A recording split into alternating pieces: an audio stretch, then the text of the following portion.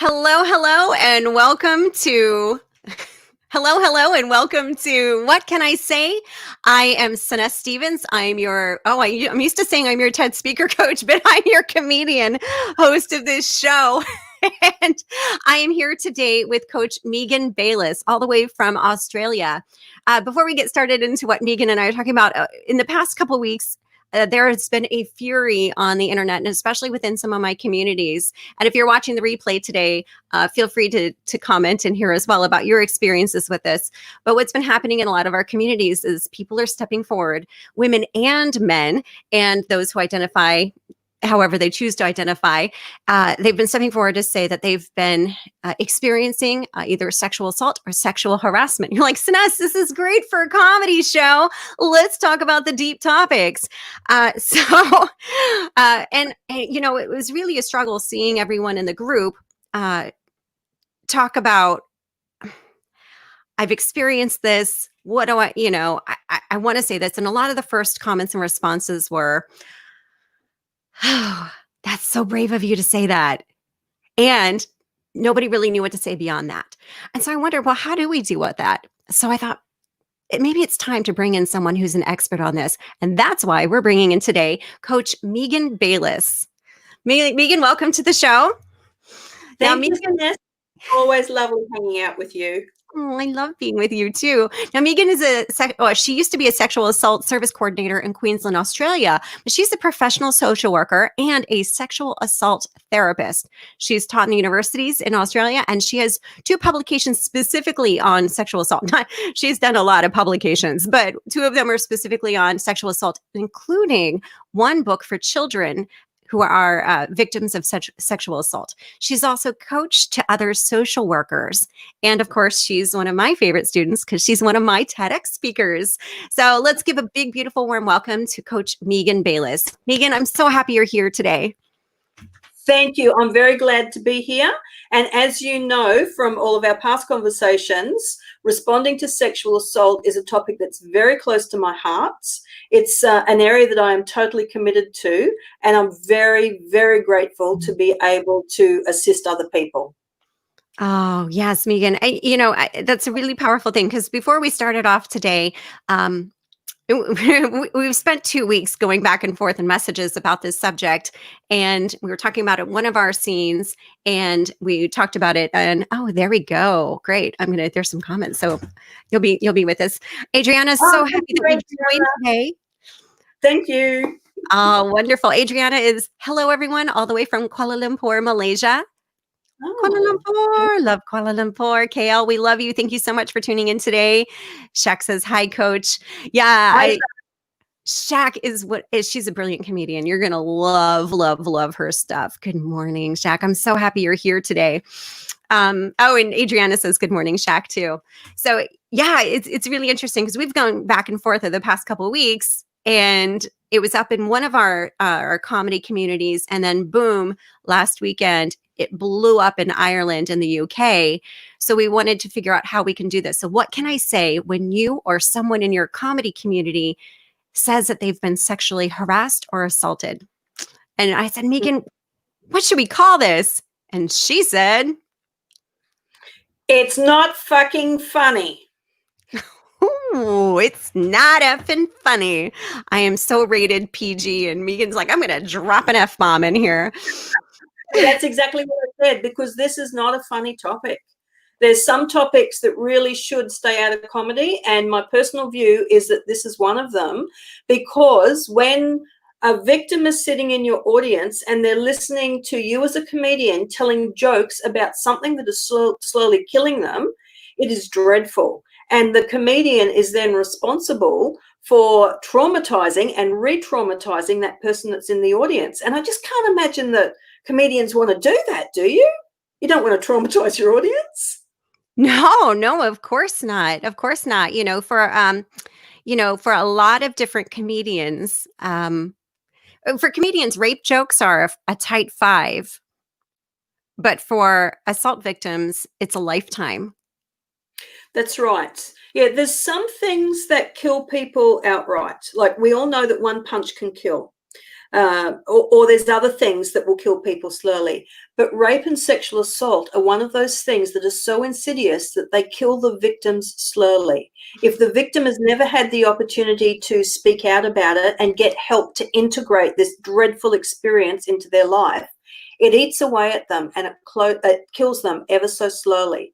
And to then pay to go to a comedy routine and to have a comedian up on the stage making jokes about something that is slowly killing them, I can only imagine that that must be totally devastating.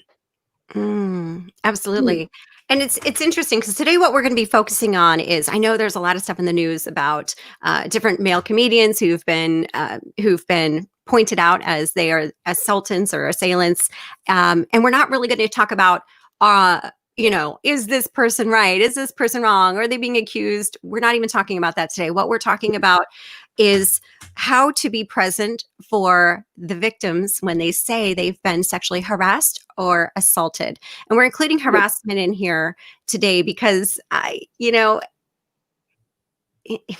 in Japanese, there's a thing. So sexual harassment, it sounds awful. So in Japanese, and I live in Japan, I've been here for 23 years. So sexual harassment just sounds awful. And in Japan, we call it sekuhara because it sounds cuter. But it's not cute either. So we're going to be covering the topics of sexual harassment and sexual assault.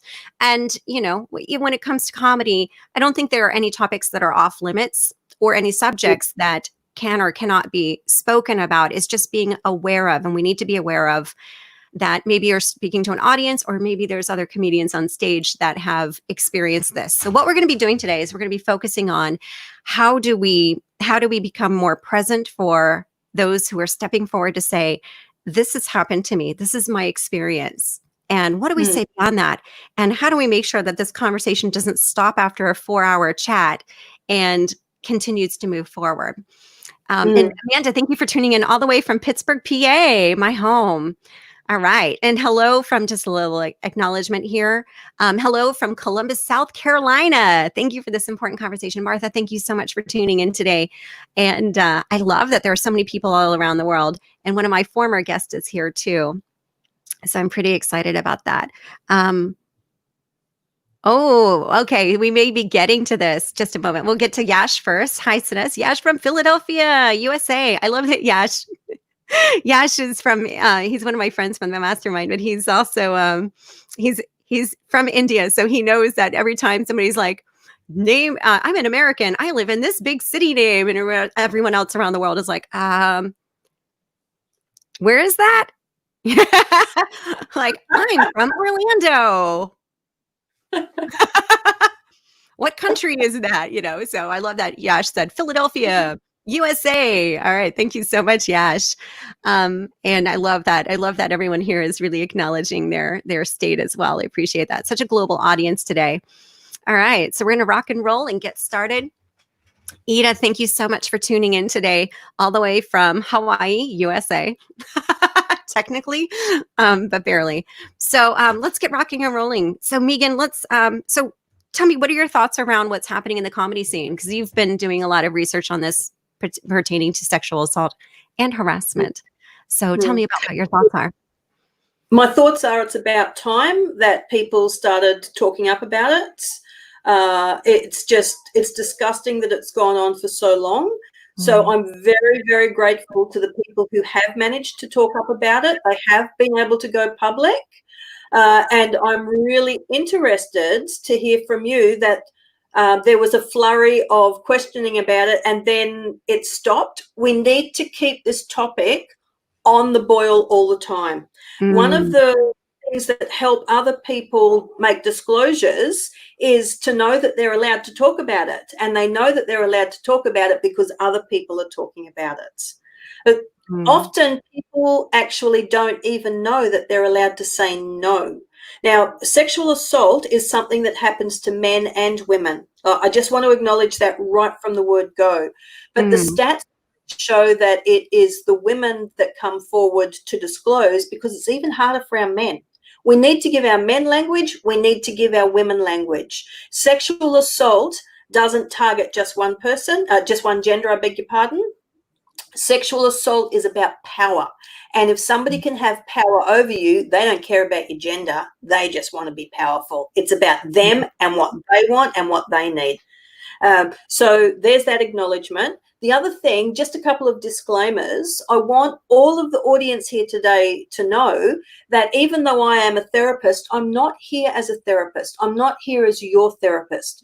I'm here to educate. Now, Siness is not a therapist, but she's also here to educate. So the other thing is, I know there's going to be people that they badly want to say the name of their perpetrator. And you know what? From a curious point of view, I also want to know the name of that perpetrator because I want them to stop doing what they're doing. And I'd love to have a positive impact on that. But you've got to think of the legalities around this, and innocent until proven guilty. It is not our job to say that somebody definitely did do this. That's the job of the courts and of a jury. So if you want to talk about the person that sexually assaulted you, please change their name and any other identifying information, because I don't want you to land your ass in court. Like that would not be very cool at all. For the purpose of this live stream. That's correct, right? Not in general in life, but for the purpose of this live stream. Just here, yes. No, in real life, if they want to go and talk to police or press charges, absolutely go and say the name. But here, on this live interview, just change the name, all right? Because we don't want anything coming back against you or anything that could potentially damage your case.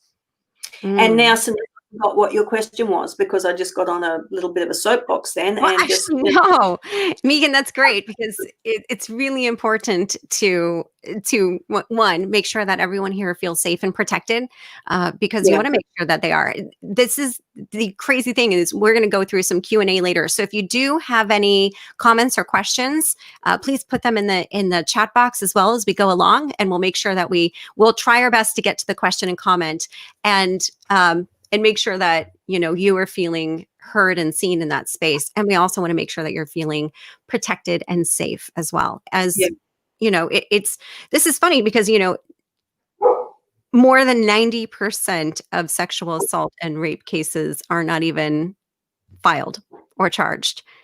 And massive underreporting. Yes. The math is incredible. And, full disclosure, I have not experienced sexual violence or harassment within my comedy community. And I'm just bringing this topic forward because it is coming forward in my online community, because I run a stand-up comedy writing mastermind, as well as the communities that I perform in outside of my local Tokyo community, because that hasn't happened there. It's not that it hasn't happened to me in other venues and areas, but it has not happened within my community, and making sure that that my online community feels safe and feels heard and knows what to say or what to do. Because it's this dialogue that we're not having. And if we can just raise the consciousness to help really create a change, then we can change the industry and we can change society. And it really sucks that we have to have discussions about these issues. But if we didn't, we wouldn't be, what is that I'm looking for? We wouldn't be living in integrity. Yeah. Yeah. So I think that's a really important value set to look forward to.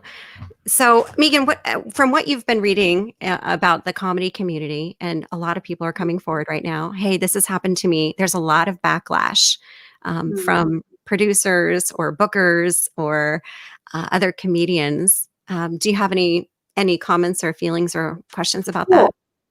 There was a lot of backlash in the movie industry too, with all of the stuff around Harvey and all of the disclosures there. There was massive backlash. It doesn't matter what industry or sector you're moving in. When you start to talk about this sort of stuff, you upset the status quo. So you need to expect that there will be backlash. And it's unfortunate that victims who speak up often then get victim blame. They're blamed for starting something terrible. And so that's an awful thing to have happen. Now, I've got a little bit of feedback coming through. Is anybody else? Can you hear my voice twice? No? You're a little pixelated. I'm not hearing your voice twice, but you're a bit pixelated on my side. Okay, so that could be actually the internet connection. I live in Babinda, which is the wettest town in Australia. And I live right beneath the second highest mountain in Australia, the highest mountain in Queensland.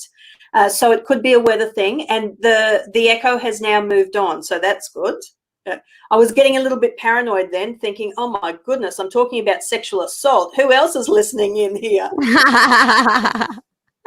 But talking about the backlash, it's to be expected. It is going to happen.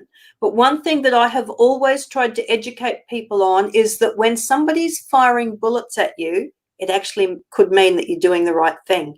They're trying to silence you again. In solidarity, there is strength. So when you get people coming together, people who have been sexually assaulted, sexually harassed, join together with people who will totally support you and your voice, the backlash occurs. So it's just a natural occurrence of what's going on because people are speaking up. The other thing is that the comedy sector is no different to any other sector. We're simply moving along the sectors of community. Incest has been done. Rape in marriage has been done. Sexual assault in the social services has been done. Sexual assault in the movies. So we're moving along, and I actually see this as a really good thing. But what's not so good is that people within those particular sectors don't know how to respond. So I'm very grateful to you, Sines, for giving us this platform so that we can all learn together how to respond when somebody says that they've been sexually assaulted or sexually harassed. Adrianna, she says, this is a way of giving people a voice and working together to stop it. Absolutely. Yeah. It's not supposed to be, sexual assault is not supposed to be a hidden thing and something that happens to one person and then we close it up and that's it. We're never going to talk about it again. Damn it, we are going to talk about it. And there's some of us who have got big mouths, and I'm not going to stop talking about it. I am going to be the advocate for the victims who have been so silenced that they have completely lost their voice. They are not strong enough to ever stand up and say anything because they're slowly dying on the inside, right? So we have other people who are willing to take it on. Yeah. Thank you. Thank you. Yash Punati says, unfortunately, in India, sexual harassment is called Eve teasing. Sounds cute. Kind of like Sekuhara, right? Arr. A remnant from British India days. Yeah, absolutely. And Yash, my son-in-law is actually from Punjab. So I've spent a bit of time in Punjab. I don't speak Punjabi, unfortunately, except for Sat Sri Akal. But yeah, I've seen it firsthand, and I'm always horrified by it. It's about the value we place on women in particular, that women become sexual objects, and they're not. They're women. They're just like you and men. We are all the same. Yeah. Yeah, in India, Yash, I want to acknowledge what you're discussing as well, because 1 out of 8 children are raped per hour. One of my TED speakers, Karan, was speaking about how to stop child rape in India education. So check out his TEDx talk. You'll really enjoy it, Yash. So Megan, when someone comes forward and says, hey, I've experienced sexual assault or sexual harassment by one of the members of our comedy community, how do we as, fellow comedians, how do we be more present for that person? What is it that we should do? And how would you also encourage comedians to come forward if that's their story? Okay, so first we'll deal with the how to respond. There are 2 absolutely vital things, and it doesn't matter if it's just in the comedy sector or anywhere else. You need to believe them, because it's actually not your job to prove or disprove. Your job is to be there to listen, actively listen to that person. And Sines, you did a brilliant TEDx on listening. So I encourage people to go and look at that as well. So listen to them, believe them, and then to follow up to support them. Because the moment somebody says, this is what happened to me, remember what I said, that it slowly kills. And if they're able to get that, let's call it a poison, the poison that's inside poisoning them, if they're able to get it up their throat and to vomit it out, they need support. It leaves them feeling absolutely raw and exposed. So they need the person that they have just told them to one, believe them, and to two, be there for them. And that being there could be as simple as saying, would you like to come in and have a cup of tea? I'm prepared to listen to you and to not pass judgment. The moment somebody says, let's say the perpetrator was Bob, and Siness has just disclosed to me that Bob sexually assaulted her, if I was going to go, Bob, are you sure? He's such a nice bloke. No, that can't be right. Are you sure you've got it right? I've just shut Siness down, because what Siness has heard is that this person doesn't believe me and this person cannot support me. So no judgments. It is not our job to judge, to find that person guilty. Our job is to support the person who has said something. In my head, I often think that it's a child that's coming to me that says that they've got a splinter. Now, what am I going to do if they've got a splinter in their finger? I'm going to help them remove that splinter. No judgments about, you shouldn't have been climbing on that. Doesn't matter. The child's hurting. They've got a splinter. Right? So I am going to help that child remove the splinter. And that's what sexual assault survivors need from you. Same with sexual harassment. Now, sexual harassment, I don't know if everybody knows that sexual harassment is a breach of a civil law. It's a breach of, I guess, the moral code of conduct between people, and it's relationships that happen in community, whereas sexual assault is a breach of a criminal law. So they're slightly different. But the sexual harassment could be, you're out the back, you're waiting for your gig to start, and you're all, you're hyping yourself up, and you're telling jokes between yourself and somebody else who is backstage. And there's this real repertoire going between the two of you, and somebody steps over the boundary of moral correctness. And they might touch you on the boobs, or they might say something like, hey, afterwards, why don't you and I go back and celebrate, and I can actually help you get a gig in a bigger place than this. Clearly sexual harassment, right? But people are so shocked by what happened because they weren't expecting that. And then they feel guilty, but, I was telling all those jokes with that person, and if my husband was here, would I have been acting like that? Probably not. I would have been doing it with him, not with him. So it creates confusion inside people's head. But that's what the perpetrators love. They're hoping that you will be confused, and that they're hoping that you will blame yourself. So if it was me, I wouldn't probably confront it right then and there, because then that would unsettle me for my performance. I'd go out, I'd give my performance, and I'd be going straight back, and I would be hitting it up immediately by saying something along the lines of, using clear communication, I would tell that person how I've been affected and that I didn't like what they did. So the rules of clear communication are something that not many people know. Now, part of my job as a professional communicator is to help educate people in that. So emotional intelligence is the framework that I use for this. And if you're able to say, I feel, or I felt, you can change the tense, followed by the exact feeling, when you, because. So what this is affect, behavior, and cognition, and it has to be in that combination. So the affect is simply a fancy word for feeling. Now, many people, they're so disconnected from their feelings, either because of trauma in childhood and they've shut their feelings down, or because they're operating in the corporate world, and the corporate world doesn't really like feelings. They like all head. So it's very difficult for people to talk their feelings, but it's the job of therapists to help those feelings.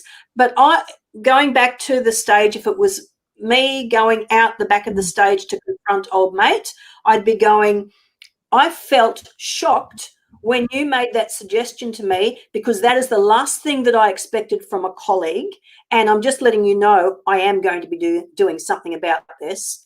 Easy for me. I'm incredibly empowered, and I have got almost 30 years experience working with sexual assault, so that's easy. But if you can practice and you can help anybody that makes a disclosure to you, you help them use that formula for clear communication. I feel, when you, because. Affect, behavior, and cognition. You've got everything that is required there. Affect, now, for most I feel, In fact, if someone here, if someone watching right now, if you could help out by putting these in the chat box, that would really be helpful for all of us. So, because I'm trying to type and like look at the same time. I felt when you, I feel when you, because that's correct. So that's the affect, the behavior, and the cognitions. Now, just like when you write a sentence, every sentence must contain certain things. I hope there's no English majors on here. Although I was an English major, what am I saying? Subject, verb, and object. That's correct. Yes, that is absolutely correct. Communication practitioner right here. Yes. So object, subject, and what was the other one? Verb. Subject, object, SVO. Subject, verb, and object. Yes. Okay. So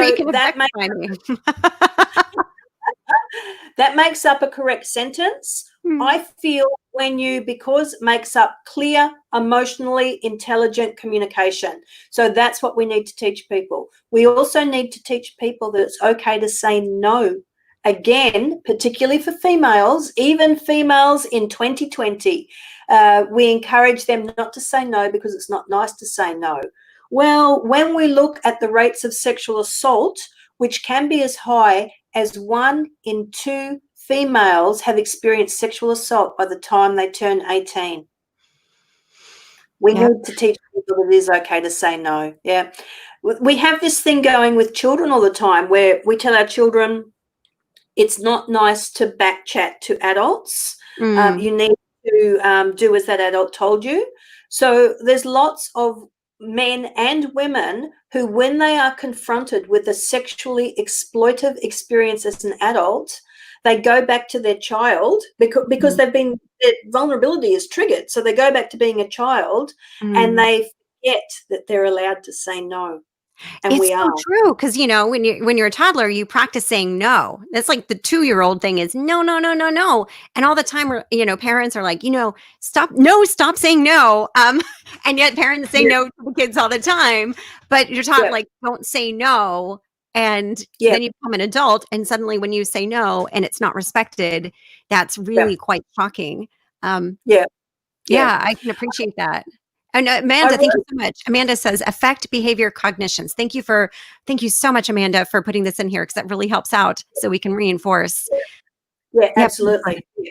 Yeah, I feel when you, because if you stick with those 3 things, affect, behavior, cognitions, nobody can accuse you of being abusive to them because this is the formula for clear communication, right? And it enables your feelings to be heard. If your feelings aren't heard, all sorts of bad things happen. When we're confronted with something, our brain will trigger a chemical release. It's not only our brain, it's other organs of our body as well. But let's concentrate on our brain. A chemical is released. It takes a split second for that chemical to then tell the body to have a feeling.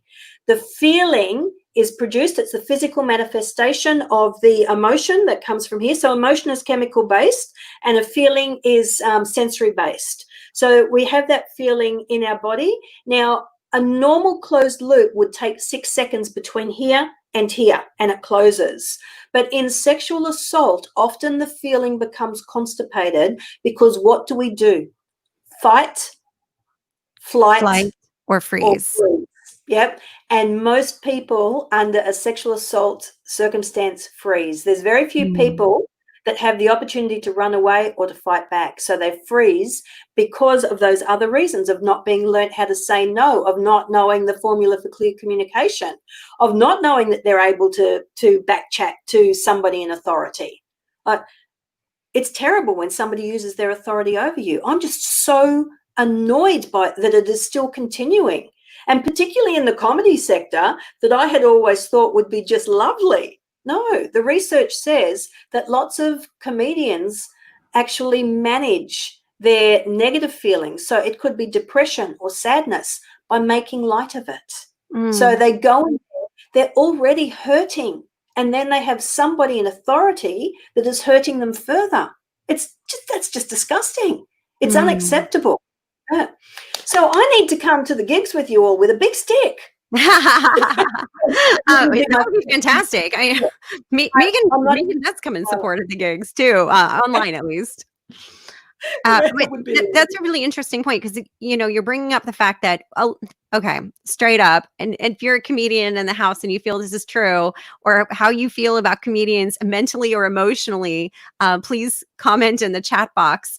But I think a lot of people who are drawn to comedy is because they've experienced pain, they've experienced isolation, they've experienced and I'm not going to endow other comedians with this. What I'll say is, for me, I wanted to be accepted. And because I don't want to push my stuff on other people listening. But, there is a part of me that wants to be accepted. And that's, when you're on stage, it's constantly acceptance or rejection. And it's replaying the cycles of learned behavior from childhood to be accepted. And also coming from a space of wanting to be loved. And that often the people I've noticed drawn to comedy have experienced a lot of rejection. And therefore, for a lot of people, it's about getting the power. Finally, people are looking at me. Finally, the girls I couldn't get in high school are looking at me. Finally, and getting to push those boundaries, but also having the other side where, self-esteem issues come in, or not knowing how to make clear boundaries. That often can come up a lot. Garu says, Garu, and I'm going to get to Shaq's question in just a moment, but Garu in the meantime has said, Garu is fantastic, by the way. Love watching his comedy. He's also part of the Comedy Mastermind. It's a writing place. Most of us became comedians because we can't afford therapy. And there is some reality to that. So we have people who, once they get into a certain status point, playing off of the nerves or the inability to set boundaries based on previous childhood experiences. Have you noticed anything like that, or is that just my brain making a storytelling connection? I haven't noticed it, but comedy is not the sector that I move most in. I have had lots of comedians come to me, and I totally get what Garu was saying. Most of us become comedians because we can't afford therapy. It's really interesting that one of the ways of coping is to make other people laugh. So you push your own stuff away from yourself, you no longer feel it, and you surround yourself with laughter and happiness. Right? So I totally get that. But for you, Sinez, I don't think it's just story making. I think that everybody's perception and reality is actually real and correct. I'm looking at this from a fairly theoretical point of view rather than a practice point of view. And you see the practice every single day because you're there living it. Now, what's the definition of comedy? In my head, it's time plus pain. No, pain plus time equals comedy. So that gives permission to make jokes about it. Is that correct or not? It sounds great to me. Yeah, because actually I actually led a workshop a few weeks ago in a personal development group about how to process painful emotions through comedy. Not necessarily saying that I don't believe comedy should be therapy. I think but it does allow me to reframe different circumstances by processing it through the 6-phase formula I've created. But what I've noticed is that, I was sexually assaulted on a train, and this happened in February. And within 4 weeks, I was able to put together a set about being sexually molested on a train and not being believed by everyone in the train car and by the train car attendants and the station manager, and having to prove that I was right, and having the guy tell my husband I was the one. My husband was there with me, telling me I was the one who sexually molested him. So like these kinds of things. However, working through it with this process and lens of emotions, I was able to process it faster in order to go, this is not me. The story of not being believed is not me. It's just it's socially awkward for everyone else around there. I'm not going to tell my bit here today, but just it is part of that process, which you're referring to. Pain plus time equals comedy. And the more that I do this kind of, inside search, not just looking for the funny of the punchline, but doing the processing of the emotions. And I'm thinking like my therapist and my comedy coach for supporting me through these processes of working through things, that it does become really, I want people to laugh in the audience hysterically and then be talking about it an hour later as we're leaving the club. And that's what's happening. So it's really cool to see that. Adrianna also says, totally, stand-up comedy for me is a form of therapy, working through painful events and emotions. My community in KL was amazing to support my journey. Yeah, thank you, Adrianna. Oh, Chip wrote in there, tragedy Okay. time equals comedy. Thank you, Shaq. Tragedy plus time equals comedy. We're having some internet problems, I think. Yeah, go ahead. A backup screen. Yeah. Right. Back. A little choppy. Hello, everybody. Can anybody? Yeah, it sounds like you've been. Hello. Yep. Nope, she's gone. Okay, well, she sort of started sounding like Cher with her auto-tune, her voice moments in there. So yeah, I think that's a really important concept that as Megan comes back on, it's really interesting to see how comedy plus time equals, pain plus time equals comedy, or tragedy plus time equals comedy. And she's back. I love it. Megan, welcome back. Thank you. Yeah, see, somebody threw me out. Yeah. So tragedy plus time equals comedy. Right. Thank you, Chip. Yeah. Yeah, I knew that there was some sort of a formula there, because my husband actually wants to be a comedian when he grows up. So he's always telling me this stuff. Yes. It's never too late. It is never too late. Tell your husband to come join the Comedy Writing Mastermind. It's free. It's a place to really like work on ideas and premises. It's not a comedy. It's a peer-led community. It's not like anybody's teaching comedy in there. It's just we work on our stuff. Yeah. Rachel says, my first joke I told on stage was about being sexually violated on a public train. I only talk about incidents of sexual harassment and assault in my life in a comedic way. It's how I cope. Okay. This is a very interesting point, because if you talk about your own sexual assault, that is completely different to externalizing sexual assault and making light of children who are sexually assaulted, of incest, of rape. When you're talking about other people, I find that totally distasteful. And I do not, if I was in an audience listening to that, I would get up and walk out, and I'd ask for my money back, because I know the effect on other people. But if you own your own stuff, if you are up there and you're talking about what happened to you and making light of it, you are in control. Now, one of the things with sexual assault and sexual harassment is that we take the power away from the victim. As responders, for all of us, first responders, it is incredibly important to give power back to the person. That can make all the difference between recovery and an ongoing suffering.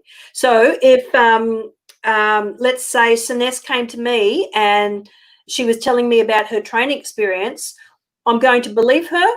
I'm going to support her, but I'm also going to give the power straight back to her. Instead of trying to solve this problem for her, like many people do, they want to take over, I'm going to say to Sinesse, what would you like me to do to help you? How can I support you? So I put it straight back to Sinesse, and I tell her that she is in charge of this process, because a perpetrator has taken the power away from her. So there's 3 very important things to do. Say that again so someone can write it in the chat box, please. One more time again. The 3 things, or just the last thing? The 3 things.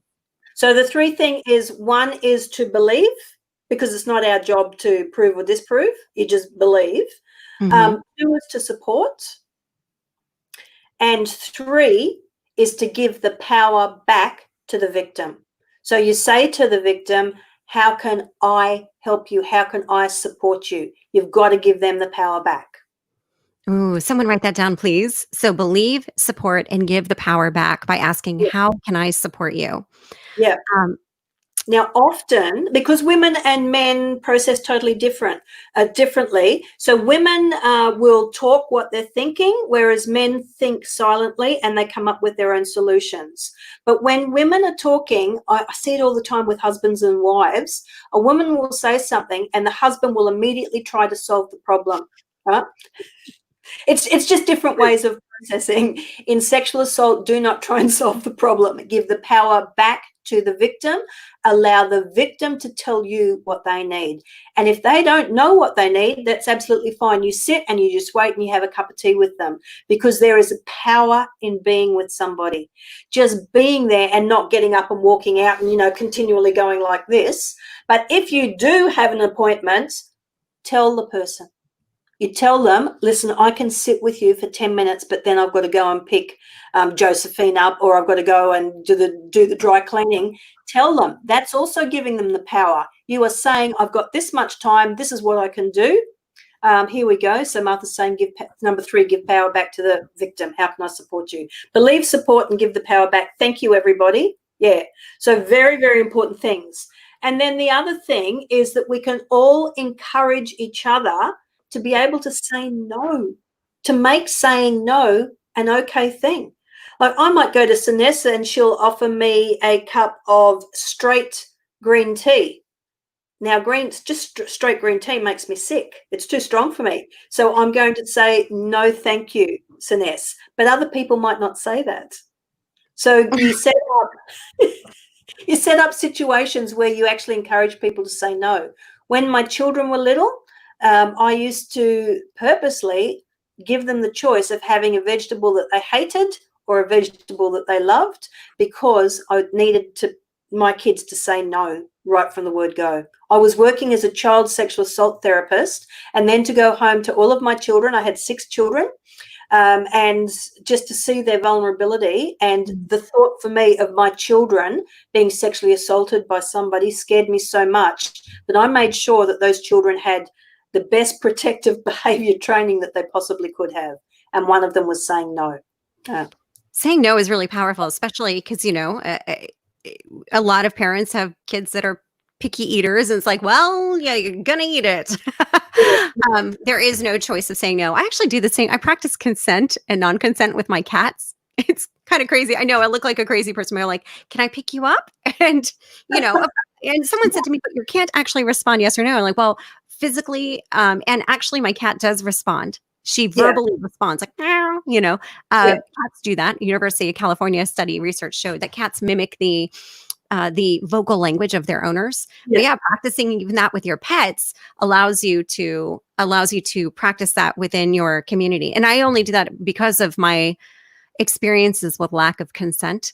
And I love that term of practicing consent. Do I have your permission to use that with my clients? Oh, sure, of course. Welcome. Enjoy. Practicing consent. That is beautiful. And that's what we should all be doing too. With our kids when they begin to date, we need to be talking about practicing consent. Yeah. Yeah. It's really interesting because that's not what happens here. One of my best friends, and I have been working on this piece for about a year because I've taken it out, and it can make or break my career as a comedian to do a piece like this. But I did. I literally sat down with my friend's rapist across the table and with her agency, and talked about consent versus non-consent. And sat at Shake Shack, same thing. Had a lesson plan in front of me, and sat down. My bodyguard was there, my darling. And, I was like, do you want to get something while we're waiting for our double date? We're waiting for my friend to come.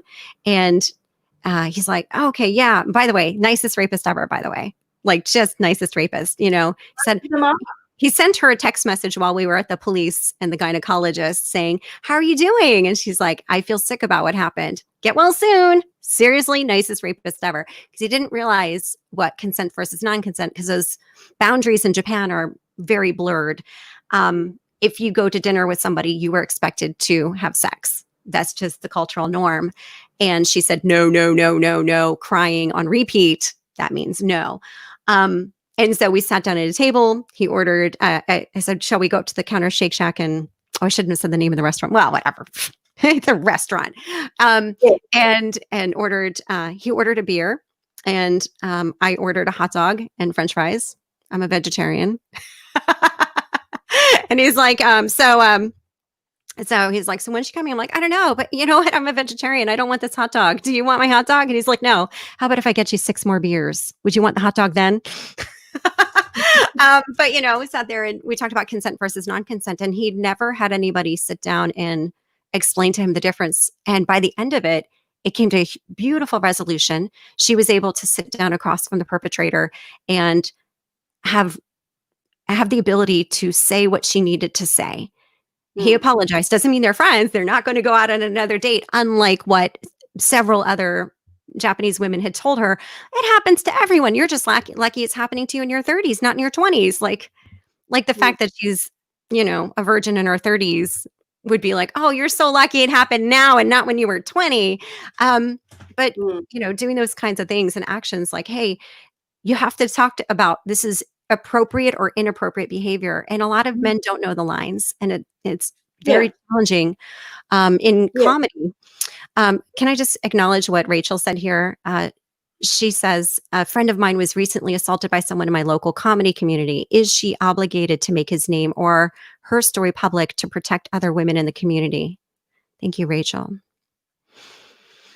No, she's not. That is a personal thing, though. If she wants to, she can, but she's not obligated to. She doesn't have to. But it's really, really interesting. It depends on so many factors. It depends on the age of your friend, the age of the perpetrator, how many times this person may have perpetrated. I always look for clusters of behaviours when I'm doing an assessment. So if it's somebody that I know has raped or sexually assaulted before, is there an escalation in the way that they're doing it? Are the victims getting younger? Are they practicing on victims until eventually they come to children? But as members of the public, she's not obligated. It comes down to personal choice. But my message to her is that she has to be safe. If she was to say anything and he would then come back and try and physically abuse her to try and silence her again, she needs to be really careful. But fine line. See, I'm actually all for reporting because massive underreporting in sexual assault. And here's this woman, she's telling her friends, she's got power, she's got speech, she's talking about it. But then a therapist comes along and says, just be careful, you don't want to get yourself hurt here. So it's really, really interesting. This is not a question that I can just answer straight out. I would have to know the woman, know her personality, know the situation behind it. But one thing that is for sure, she needs support in whatever she does, whether she decides to say something or not. She needs support. She needs to know that the community has got her, but she also needs to know that the community is sorry for what's happened to her. And that's a fourth thing that we can add to the list with how to respond to somebody is it's okay to say sorry to them. I'm so sorry that this has happened. Now, for a woman to hear sorry from a man is extremely powerful. I don't know about a man hearing sorry from a woman, a man who has been sexually assaulted, whether a woman saying to him, I'm so sorry that this has happened. I don't know, because men haven't spoken to me about that, so I can't speak with any authority. I don't know, but I do know from the women who have had men apologise to them, men who haven't raped, supportive. When they've said, I'm sorry that this has happened, it has been incredibly powerful. So, Rachel, for your friend, I don't know. I just can't answer that question straight out. If it was a child and it came to me, I have mandatory reporting. So I would absolutely be passing on to the police. Yeah, because I have a duty to protect children. Now, something else that has risen for me as you were talking before, Sines, is that we've got global issues going on here. Every country and every culture is different. Right? So we've mentioned India, we've mentioned Kuala Lumpur, we've mentioned the States, we've mentioned Australia. There was another country that was mentioned. Oh, Japan. Japan. Oh, yeah. That's where I am. Nothing wrong with me. So there's 5 different sets of laws. There is not one global ruling about sexual assault. Every legislation is different in each of the countries. In many of the states, it's also different. There's not a federal law. It goes state by state. But then there's cultures as well. Like the Indian culture is, well, the South Indian culture is totally different to the North Indian culture. Japanese culture different to Australian culture. So it becomes very confusing. And in globalization, it's been interesting what's happened with sexual assault. Many years ago now, when in my days where I was managing sexual assault services, we had a young woman turn up, rang us from the airport, and she was hysterical. And she had been raped 72 hours earlier in, I don't know, somewhere like Peru. And she was on a round the world ticket. So when she was able to grab her backpack and her shoes and get her clothes back on, she got a taxi to take her straight to the airport, and she just went to the country that she could get the quickest flight to on her round the world ticket, and she ended up in Australia. There was not a thing that we could do for her because we have no jurisdiction over sexual assault laws in other countries. So we put her through all of the forensics to make sure she had no sexually transmitted infections. She had the morning after pill to prevent pregnancy, and we offered her, of course, free therapy, but there was nothing that we could do about having that person charged. So that's something else we've all got to take into mind as well. And including my own advice. I'm giving advice as an Australian sexual assault worker. You need to talk to people in your own countries to make sure that their legislations fit what I'm saying, because they might not. There's that. Yeah. First of all, I would like to go back and acknowledge Rachel as well as what she said. Is it your responsibility? No. I had a friend who messaged me last night about this, and she said, I am so pissed. First, she posted on her post, like, I'm so pissed that nobody told me I was going to a gig with a rapist. Yeah. It basically put her at risk because that, and there's a lot of things, listen to the whispers. If the whispers are happening, another comedian, I don't want to say where, another one of my friends, said a comedian used to make jokes about, he thinks 14 years old is an appropriate age of consent. But it turns out her school teacher was her friend, my friend's friend, and said the girl had come forward to her when she was 14 years old and said, I was raped by this guy. And she couldn't do anything about it. She couldn't step forward. Nothing could be done. But turns out that guy is a comedian who loves, who thinks 14 years old is an appropriate age for consent. And he's a 40-year-old man. So, of course, culturally, it does make a difference. I mean, but it's important to pay attention to what people are saying on stage, how they're laughing about it, because often that persona, even though it seems like it's a joke, it could be true, and you don't find out for another 10 years later. And and so same thing. If something like that has happened, if it does happen to you, tell somebody that knows and loves you, and maybe they don't need to name that person, or maybe they can just send whispers to the community of be cautious around this person or avoid that. Another person, Shaq, had said, what do you say? I'll let you answer that, but also know that Shaq has asked a question, what do you do? Or say when an audience member or friend says, I'm not coming to watch that guy, that comedian, he's a creep, he sent me lewd messages on social media. How do I respond? Which is very interlinked with this. Absolutely. You believe your friend. Yep. Because if you're friends with that person and you also are a good person, your friend is not going to probably be making up stories. You believe your friend, right? So as a good friend, I would say then I'm not going either. I'm staying home with you. The strength in boycotting behaviours that we don't like and we don't accept is very strong, because the comedy sector is all about the almighty dollar as well. They want bums on the seat. Right? So you soon send a message when you vote with your purse, and that is, I'm putting my purse away. right? So I would be staying with that friend. The stats on people who lie about sexual assault is actually 1 in 1,000. There are some people who will lie about sexual assault, but when you find that 1 in 1,000 person, there is also massive problems underneath what they're saying. There's other personal problems with them, and those problems are usually evident. Yeah. There are also cases where somebody will be coached to tell a lie because it suits the need of somebody else, the perpetrator. So they will purposely coach somebody to lie for them. But again, assessment, people can tell the inconsistencies in what's being said. Yeah. But no, Shark, I would be believing my friend. And I would be boycotting. I'd be hanging out with my friend and saying no to going to that show or hanging out with that person. You know, the saying, where there's smoke, there's fire. There usually is a tiny little bit of fire.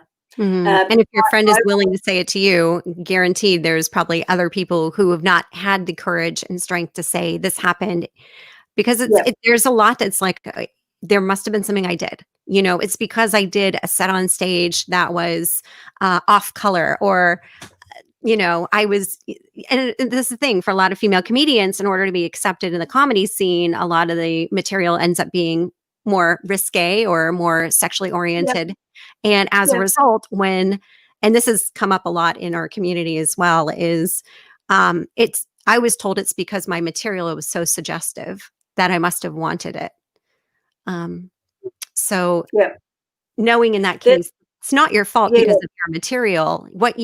Just because you dress a certain way doesn't mean you deserved it. Just because you talk about your enjoyment of pleasure on stage doesn't mean you want someone to force their pleasure on you. That's exactly right. Yeah, two completely separate things. And it's that practicing consent thing again that you mentioned previously, that I love that term. That's mine now, Sness. I'm using it all the time. Practicing consent. Just every time you say it, think of me and go, and by the way, people, that's not joke theft. That's allowing others to use beautiful language that's going to make a difference in the world.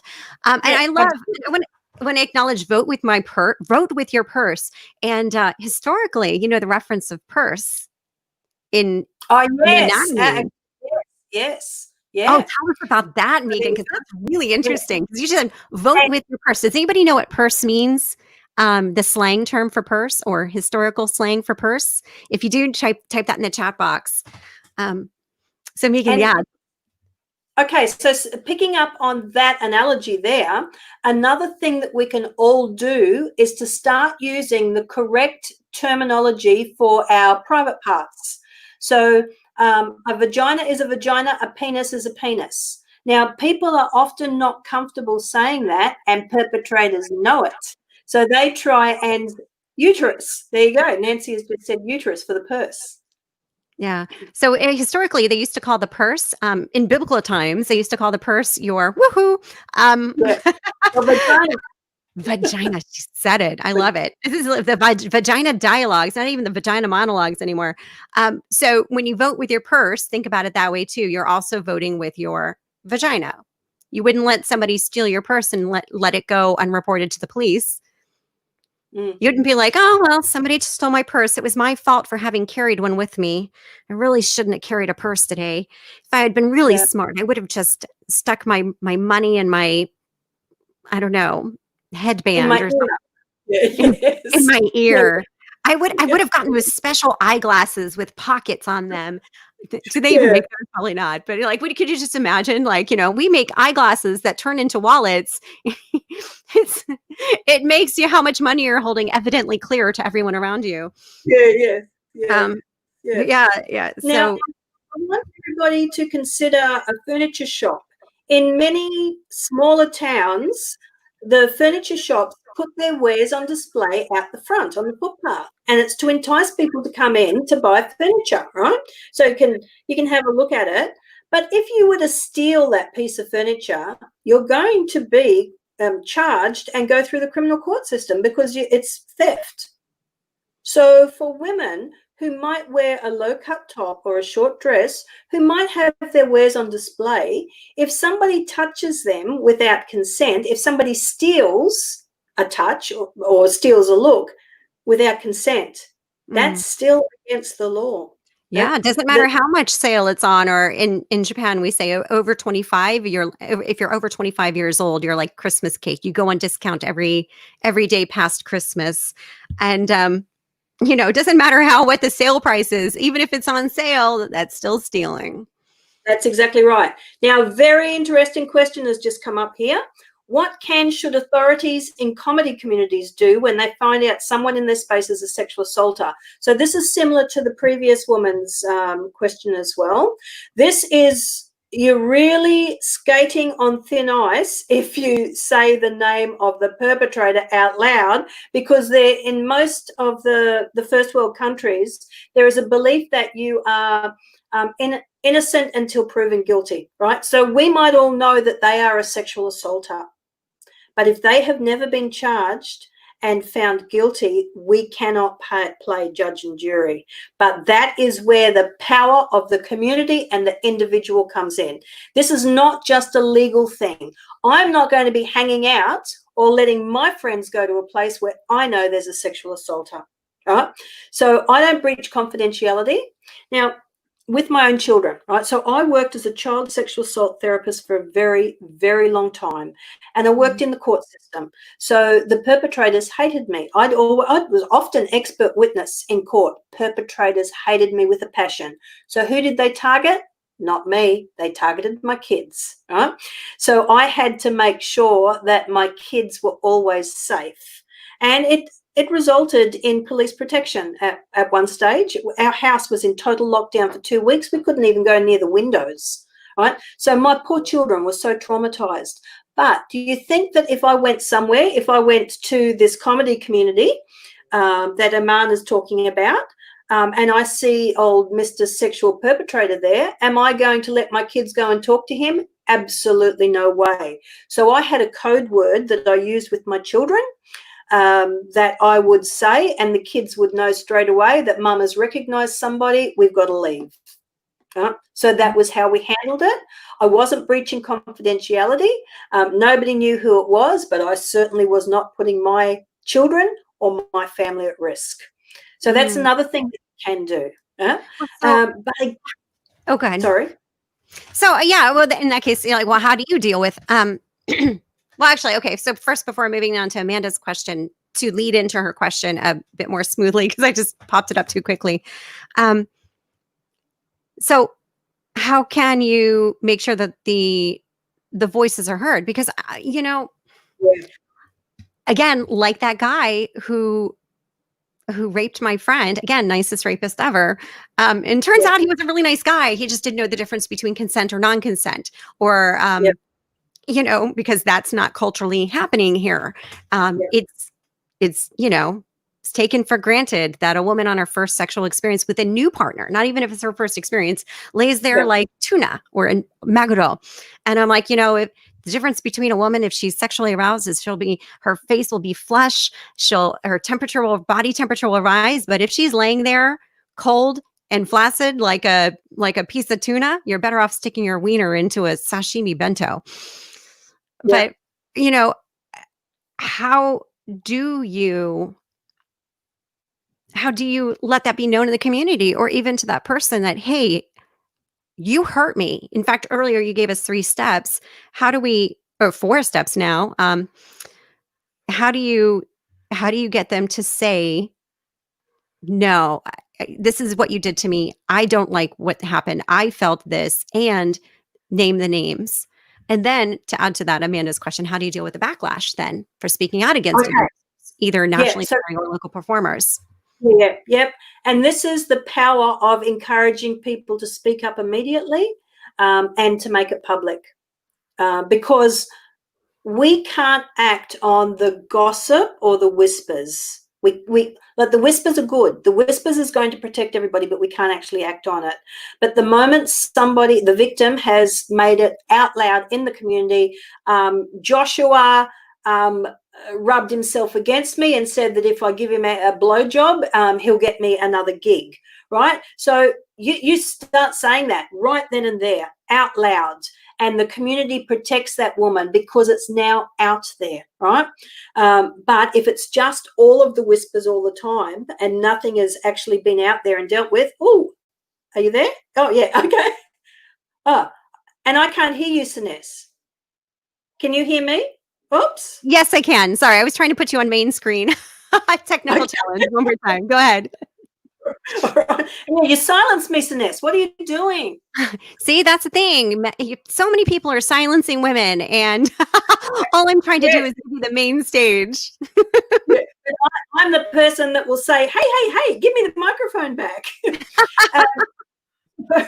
It is encouraging people to speak out at the time to make it public, but they need masses of support. Now, this backlash is huge. This backlash can actually destroy people. It can destroy careers. It can make sure that you will never work in comedy again.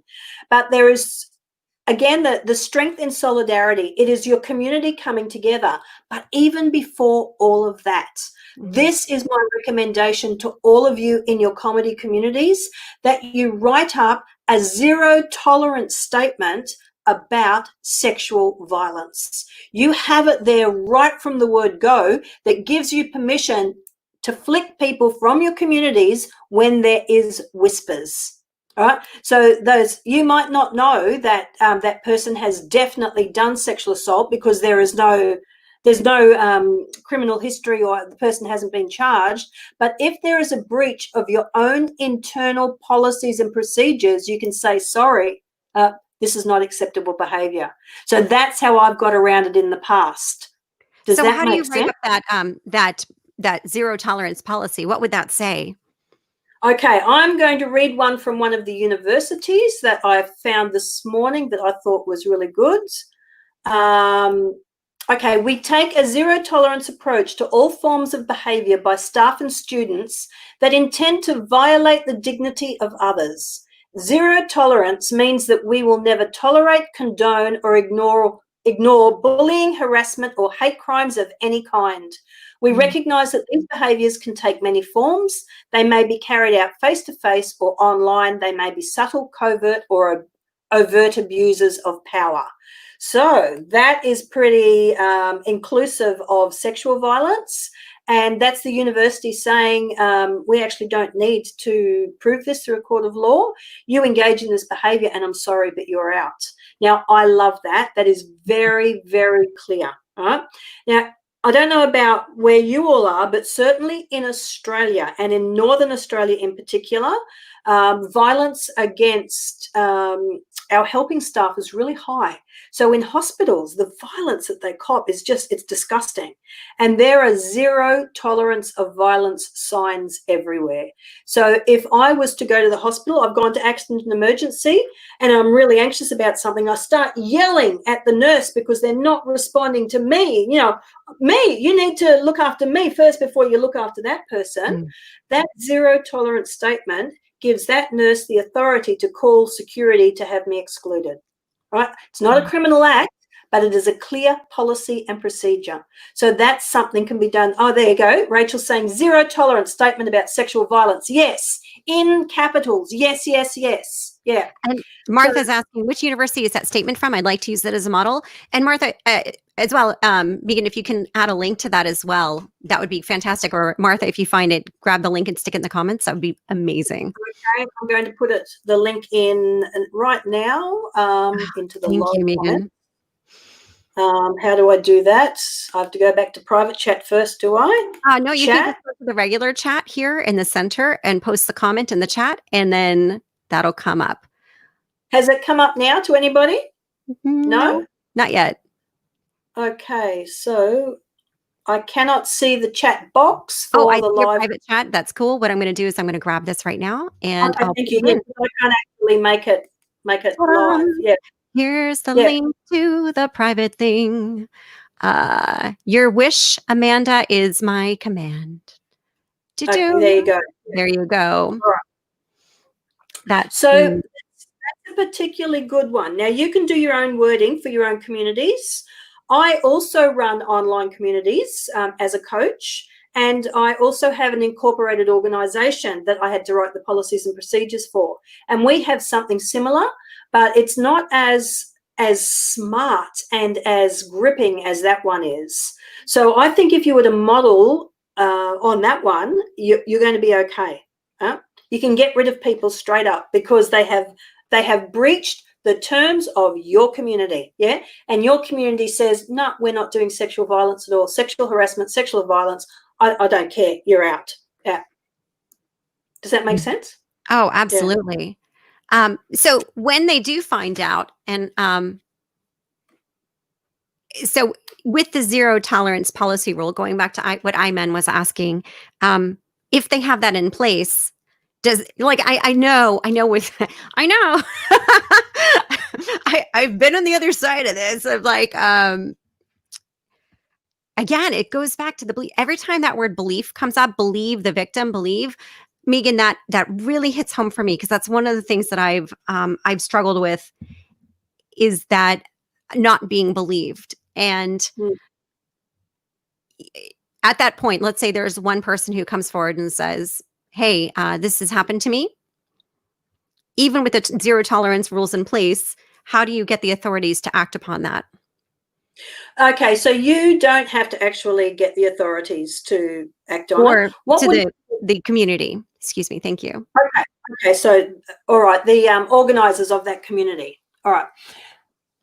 If they are of the ilk that is going to sexually exploit people, they probably won't act on it.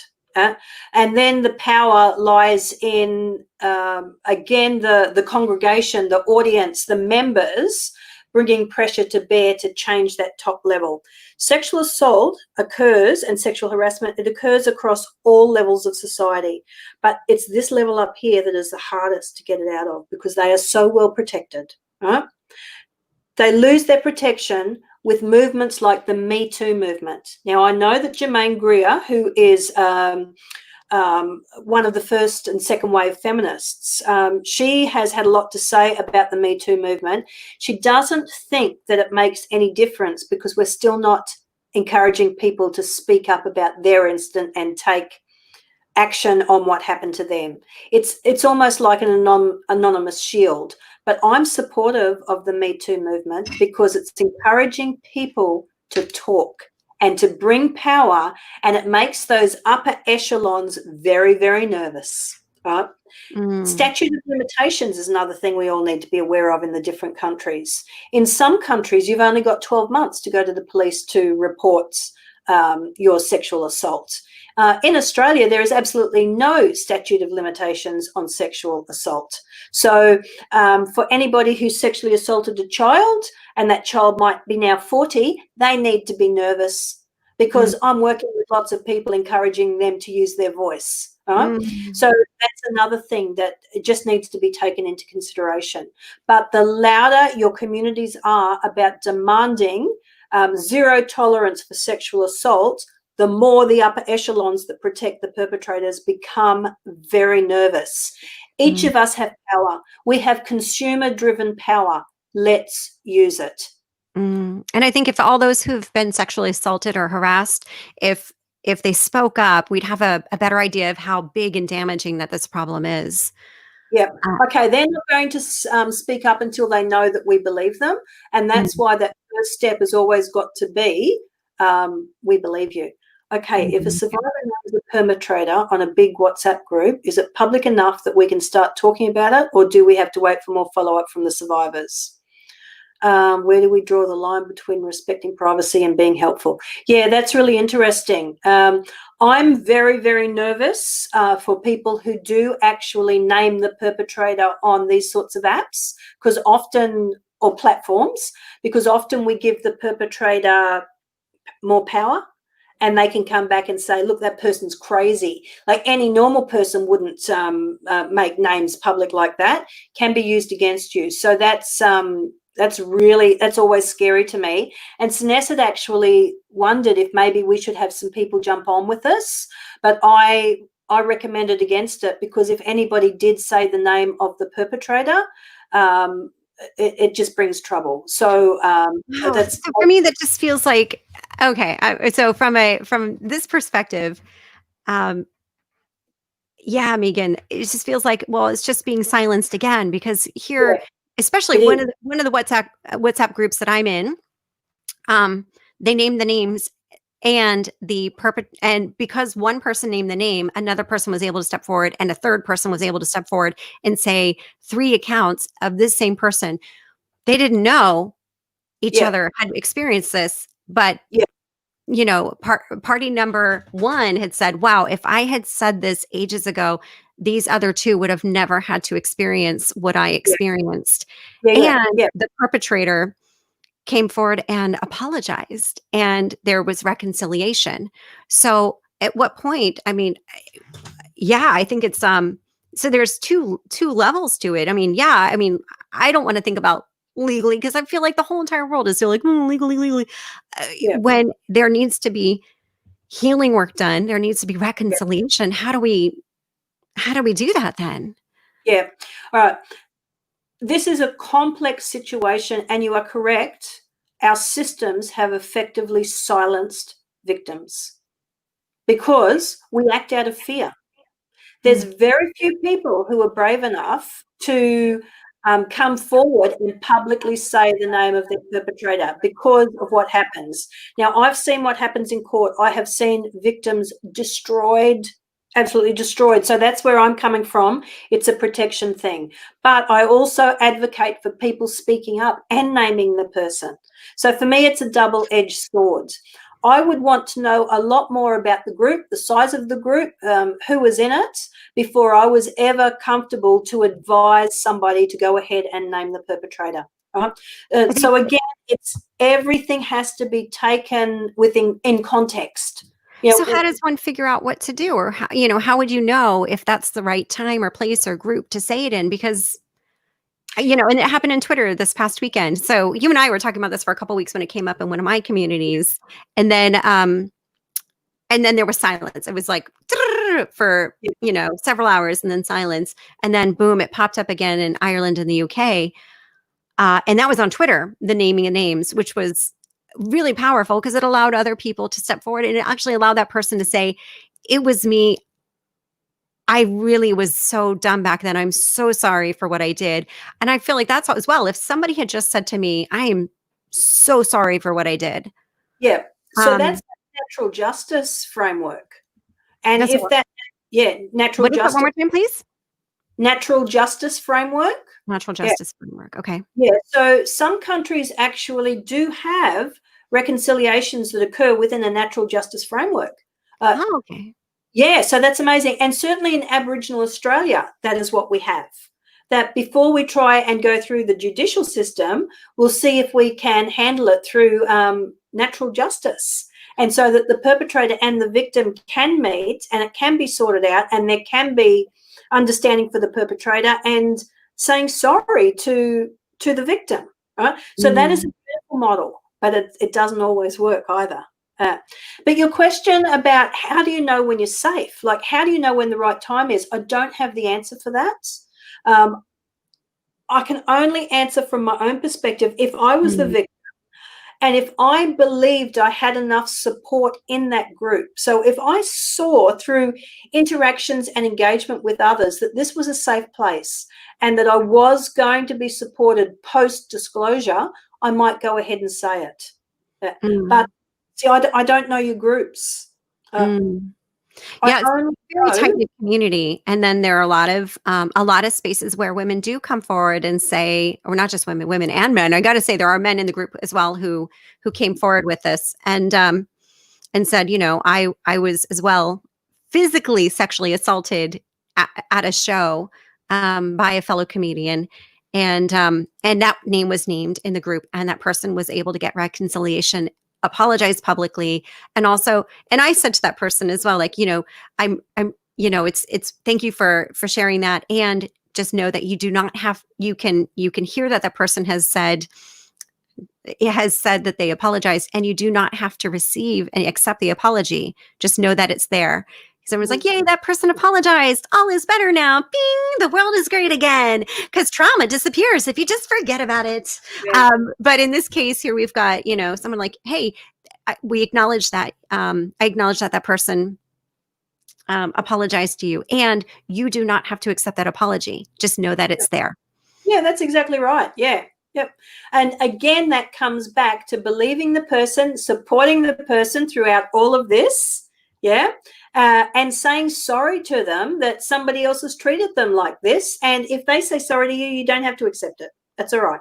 I really admire that, because that's a really hard thing, because there are comedians, just people in public as well, who may not realize they've crossed the boundary culturally, religiously. I mean, there's so many factors that go into it to realize, or even generationally. Like, think about what was okay to say and do in the 1950s, 1960s, 70s, 80s, 90s, that, even the 2000s. If you were to say it today, everybody's like, ooh, don't say that. So, like, you can play back Eddie Murphy's comedy albums and go, oh, wow, you could never get away with saying that today. Yeah. But so there are a lot of different lines on that. And Siness, I cross boundaries all the time because I am very open and I'm extremely confident in my own abilities and my own thinking. So I could be in a group and I will say something that I consider to be totally acceptable, but the group thinks I've crossed over the line. Well, I have to take responsibility there as well, and I have to apologize to the group, because that's the culture of the group that I've just stepped into. Right? So I have to be responsible for myself, just like perpetrators. They need to be responsible for themselves. And I tend to actually admire and respect when somebody says, wow, I didn't realize I made you feel that way, or I didn't realize I made you feel uncomfortable on stage, or I didn't, yeah, I did grab your breast. And what I realized is that as a child, I was replicating what I saw on, what I saw happening at home, or, man, I'm a real, I am so sorry. I would never want to make you feel that way. I'm going to change my behavior, and this is what I'm going to do. Actually taking responsibility for those actions. And that's what I've seen when the name calling comes out for the smaller communities. Not necessarily, like, there's a lot of defensiveness and a lot of men who are like, I defend that person. And that's okay. We're not getting into that stage right now, but what we are talking about is, I do personally feel, if it's authentic remorse and realization and taking responsibility, because we've all done stuff that's inappropriate. I'm not saying rape was ever appropriate, but just the fact of like Chip brought up right now, and I love the way that he brings up these questions. What you say on stage and how you affect your audience member versus what you actually do. And his question is, where's the line between actions and speech in sexual harassment? Yeah, I love this. This is a really important question. So again, going back to the legalities of sexual harassment, every country has different rules about sexual harassment, about what it is and what's covered. So in Australia, sexual harassment can occur between a child over the age of 16 at school and a peer. And then it can also come into effect in workplaces. So if old mate next door sings out to me over the fence, you got nice tits, I would take that as sexual harassment. Like, that's crossed the line for me, mates, but it's not actually against the law. So it's not sexual harassment. But then it's his actions. If he's creeping over here and he's trying to peep in my windows, that's against the law. So this is interesting. And on stage, the line between actions and speech, yes. And thank you, Chip. This is not something that I have actually thought about in the comedy sector. So often comedy is incredibly visual. So you could say something like, oh, I'm going to take my wife out. I'm going to take my girlfriend out for a hamburger tonight. But then you're walking across the stage and you're making sexual gestures. That's actually huge for the audience. Like, I might be able to hear that I'm taking my girlfriend out for a hamburger, but you put it together with those actions and that's all of a sudden not okay. So there is a fine line. But for men in particular, when they're just in daily interactions with you, how do they know what's okay and what's not okay? How do they know if they're allowed to put their arm around you just to say, hey, Siness, how you going? Haven't seen you for ages. Or if Siness is going to be really upset by that, particularly if he accidentally brushed her breast. Is that sexual harassment? That comes back to your, now what did you call it? It's gone from my mind now. The Practicing consent. Yes, practicing consent. It would be saying something like, is it okay if I put my arm around you to give you a hug? And in the current era, of course, we'd all be saying no social distancing for coronavirus. I do have a thing about that as well, though. I'll go up to somebody now and go like, can I give you a hug? Because I'm a very huggy, touchy person. Yeah. In the beginning of coronavirus, and especially with me and my experiences and boundaries, at the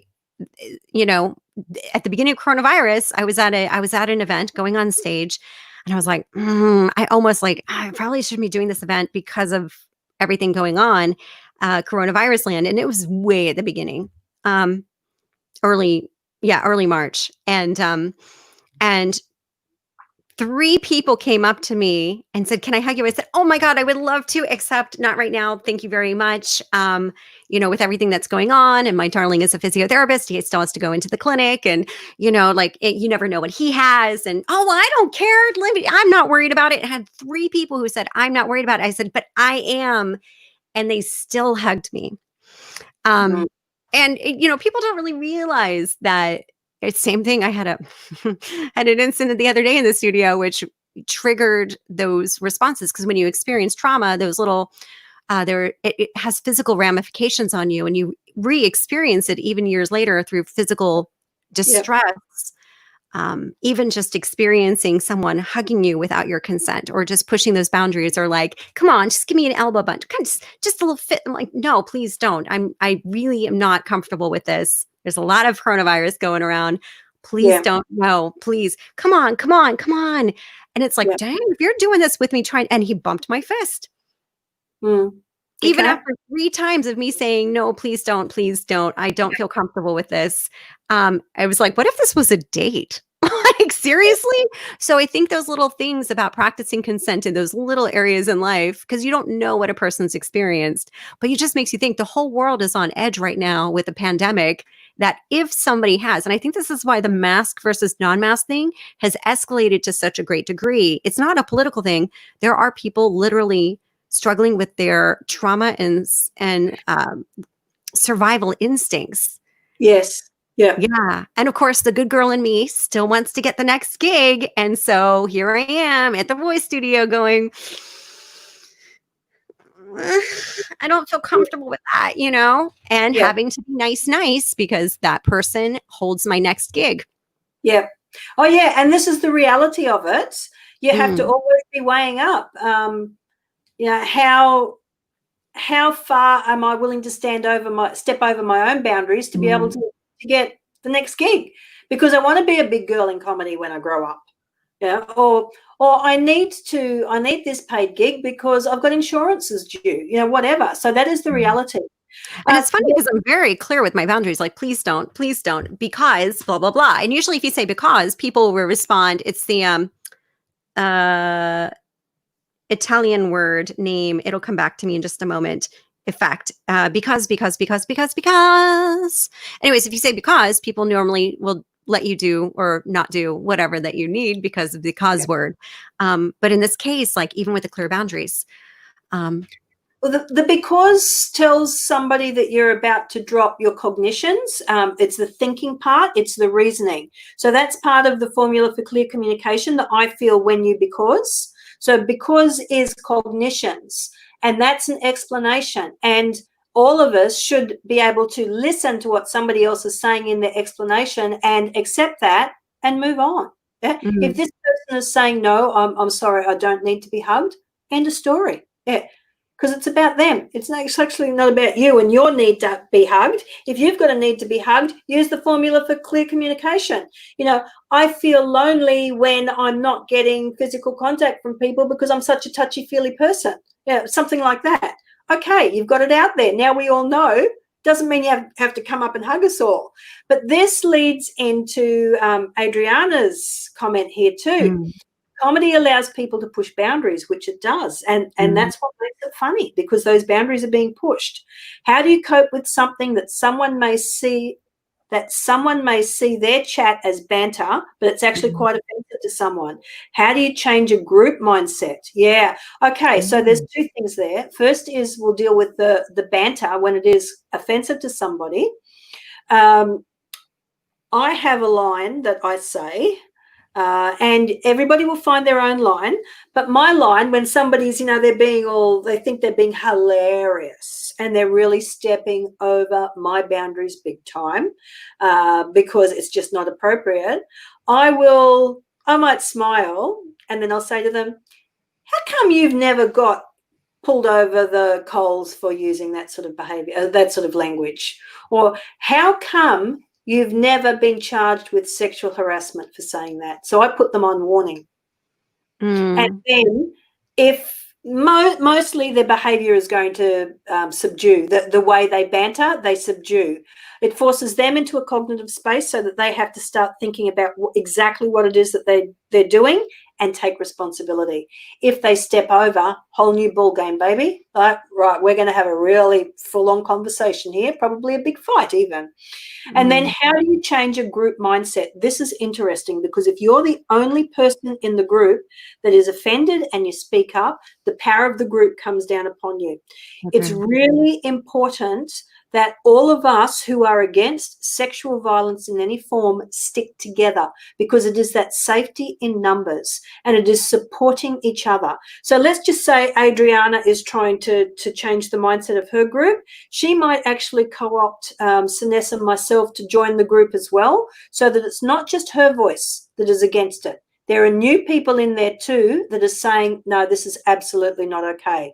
This is what perpetrators do. Perpetrators hang out with like-minded people because they support their own bad behaviors. It lets them believe that what they're doing is okay and acceptable, because when we get all of these people together, we're all doing the same thing. This is normal. No. It's interesting because they talk about not doing joke policing. This is a subject that came up when we did our last live stream with Chip and Gary and Justin about, what's appropriate to say on the gray lines of comedy.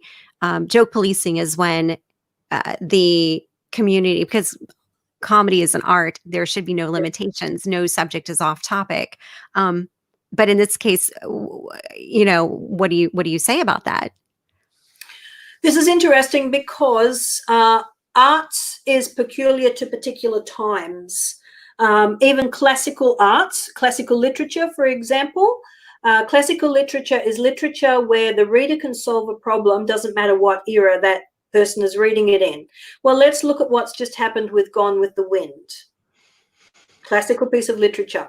It's now off all the lists and it's out of the bookshelves because it portrays and accepts racism, right? And there's many different ones that I can think of. Lolita, I think it was, an Italian classic that was about incest and child rape. So that was pulled. So times will change with consumer pressure. When you say as a comedy community that these types of jokes are no-go, like it might be that you say no rape jokes or no sexual harassment jokes or whatever. You make up your mind as a group what is not acceptable and you bring pressure to bear. Huh? Well, it is kind of interesting because, if it's done well, I think it's Daniel Sloss who did a great comedy special on talking about rape, and it was really powerful in the sense of redirecting and what it's really about.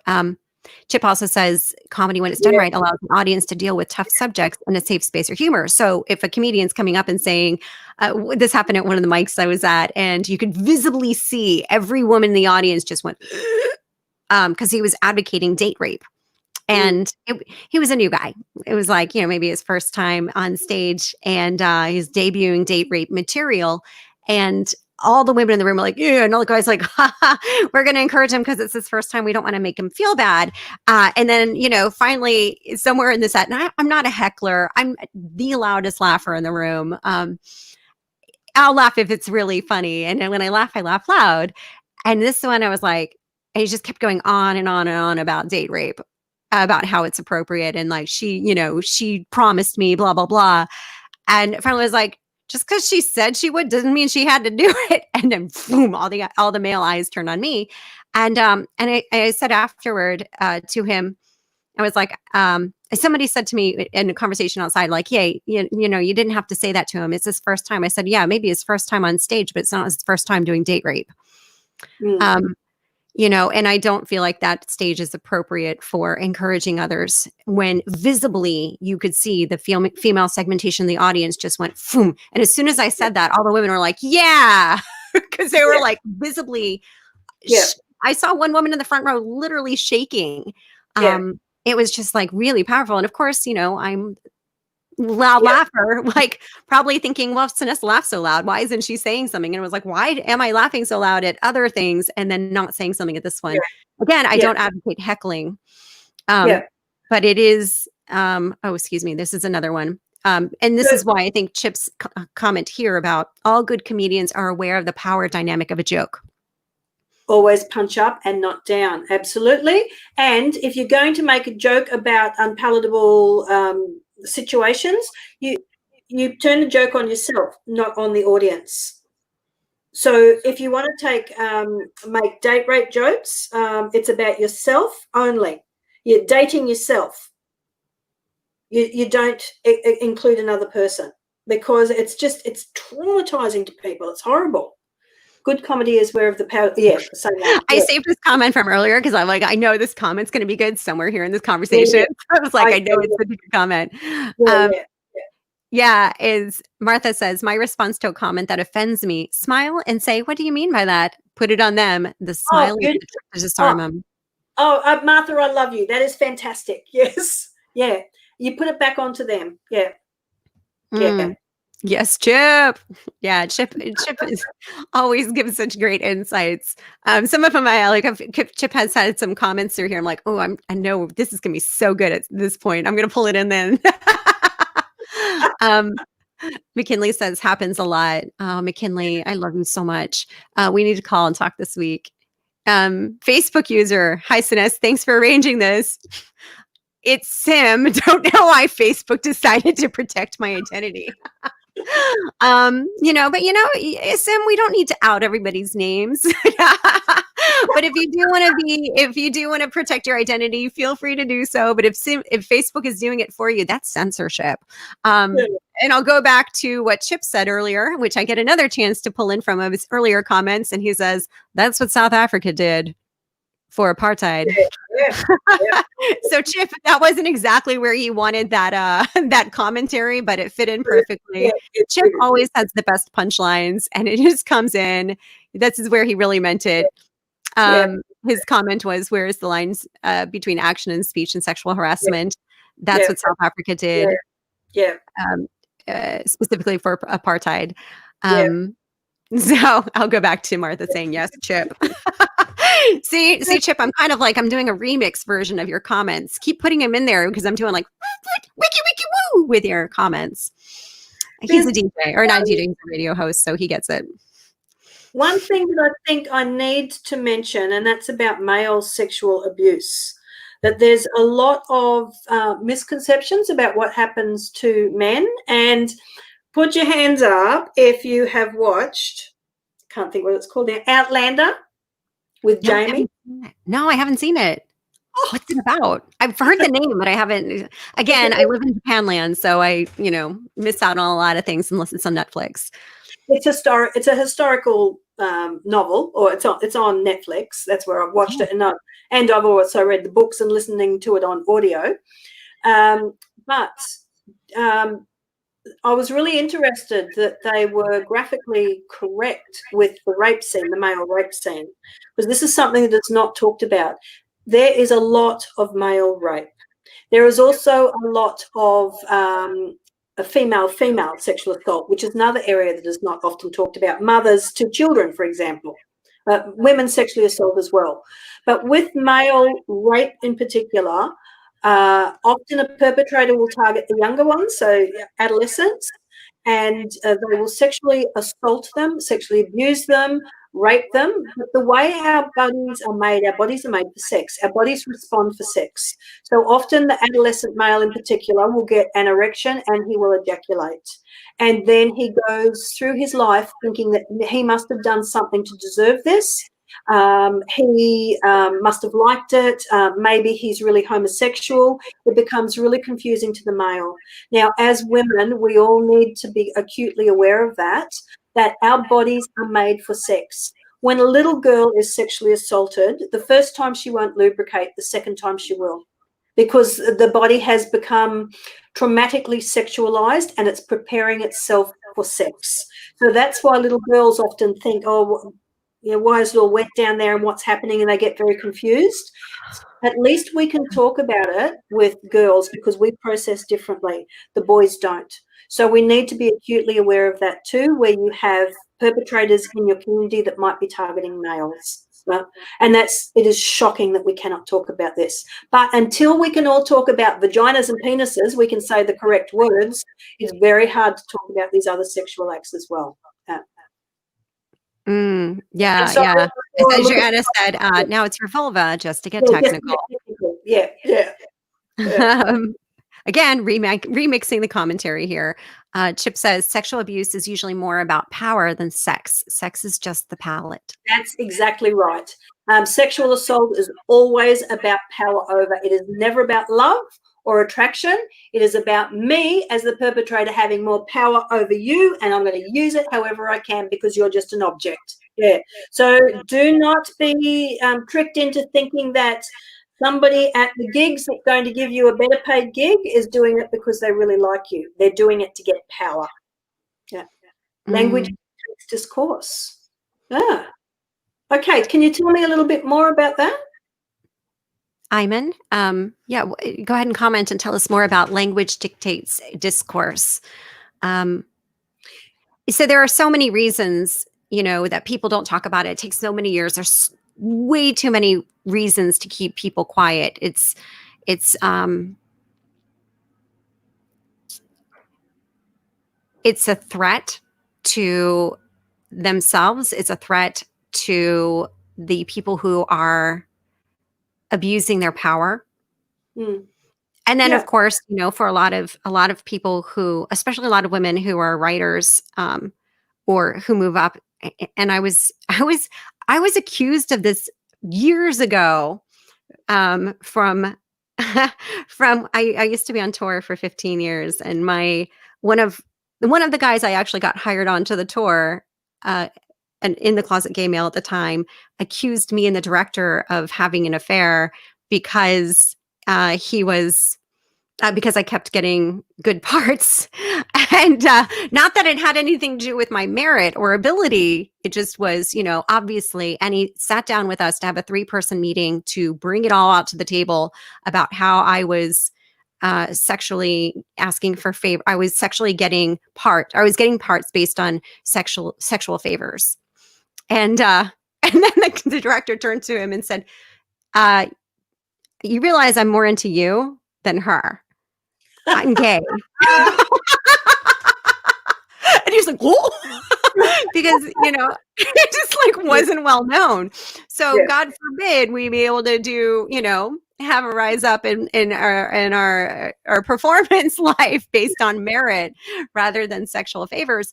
But that is often what happens. I'm still waiting for Aiman to respond to that. Aiman, if you have tell us more about language dictates discourse. First of all, I love that conciseness of the language there. Yeah, absolutely. Yeah. And he's correct. Language does dictate the discourse of the day. And our language is phallocentric language. So that means that phallocentrism is the way we've built our societies around the phallus being the most important thing, including in our language. It's very male dominated, and it's meant to serve men. Goodness me, this is 2020. We're allowed to use different language. We're allowed to speak up. We're allowed to do different things. Even in economics and commerce, where once cash was king, there was a triple bottom line. Nowadays, many good businesses have triple bottom lines. It's good for people, it's good for the planet, and it's good for profit. But we've moved on from cash is king, single bottom line. That's I'm married to an accountant, so I pick up a little bit. I want to acknowledge a commenter here, and I'm not sure if I'm allowed to put her name up. So I'm going to just read the comment out. But my ex-husband was physically, emotionally, and sexually abusive. He basically thought it was okay to have sex with me when I didn't want to. It was all about power and control. Yeah. Okay. Rape in marriage in Australia is a crime. Right? So just because you're married to somebody does not give them the permission to have sex with you whenever they want. Having a sexual relationship with a person is a two-way street. It's about love. Sexual abuse is about power, as Chip had correctly said. And I'm really, really sorry that happened to you in your marriage. And I hope that you've got lots of support around you so that you can grow past that and know that not all men are like that. There are some really great husbands around. Yeah, but you can't have... go out to find one. As Megan and I can both say. Yeah, you can't have one. I'm keeping mine. I got my trophy husband. Yeah, but rape in marriage in Australia is absolutely against the law. Absolutely. And and morally and ethically, it should be against the law in every country, even though it's not announced that way. Yeah. And I encourage you, again, go through the 4 steps that Megan painted out earlier so beautifully, express. Could you say those 4 steps one more time, please? The believe, so that you have somebody you can express this to as well. Yeah. Okay. So for us, is that what you mean? For us, yeah, believe, support, and for us, believe, support, and give power back. And yes, absolutely. Yeah, and also say sorry. Say sorry to them that this has happened. So that, like, I'm sorry. I just did it to your lady just now. I said, I'm really sorry that you experienced that. It costs nothing to apologize to somebody else. We're all humans, and another member of our human race has hurt one of our peers. Right, so I'm going to be the first one that always says, I'm sorry that you have had to experience this. This is not how everybody acts, and not all men sexually assault, for goodness sake. Not all women are victims. There are many good people around. It's just that there is really high rates of sexual assault. Let's just say that it is 1 in 2. By the time a woman turns 18 years of age across the world, 1 in 2 women have reported that they've been sexually assaulted. Now, that doesn't mean that they've reported to the police, because there is massive underreporting. It means that in a study they have said, yes, this is what happened to me. There's not actually 1 in 2 perpetrators, of male perpetrators. The stats that I'm aware of was that 1 in 9 or 10 men are sexual perpetrators, but they don't just perpetrate against one person. They keep it going. They do it to more than one person. Yeah, I agree. And if you want to talk, again, not a therapist, I'm I'm just really good at sitting and just listening. So my friend, I know I've known you for years, and if you do need to just sit and just vent or process, highly recommend a therapist. And if you just need to just vent, give me a call. And it really sucks to go through that. And when you're in a marriage situation as well, having one around you, well, it's your husband, and this is supposed to be somebody that you love and you trust, that you've given yourself to. And just because you've given yourself to him once or twice or 100,000 times, it doesn't matter. You are worthy of being respected physically and emotionally. And I'm so sorry that you had to experience that. And I wonder how you're dealing with it. And I hope that you're getting additional support. And if you do need to talk through that, I know you reached out to me when I was going through my divorce more than a decade ago. So thank you so much for sharing. Thank you. And Celeste, it might be just nice if you can follow up after this with your them, that would be good. Yeah. Sorry, you were about to say Wonderful. something. Oh yeah, absolutely. Very cool. And so, yeah, Aiman says, based on the comment earlier, let me go back to the first comment and put this back up. Aiman said, language dictates discourse. There's lots of dicks in there. Language dictates discourse. Yeah. And then Anne says, example, I was thinking a few years ago at post-show, mamak comedian. I'm going to guess it's a Malaysian word. Man, I really hate these feminists. Me? That's an effed up thing to say to a comedian. Oh, no. I don't mean all feminists. I mean feminazis, the extreme ones. You know, fast forward to now where feminazi is a common term, comedian, believe, a less common term, comedian, believe women. Yeah, okay. Yeah. So it's interesting because my area has been sexual assault. I have always been accused of being a hairy-legged feminist, lesbian, a butch lesbian bitch.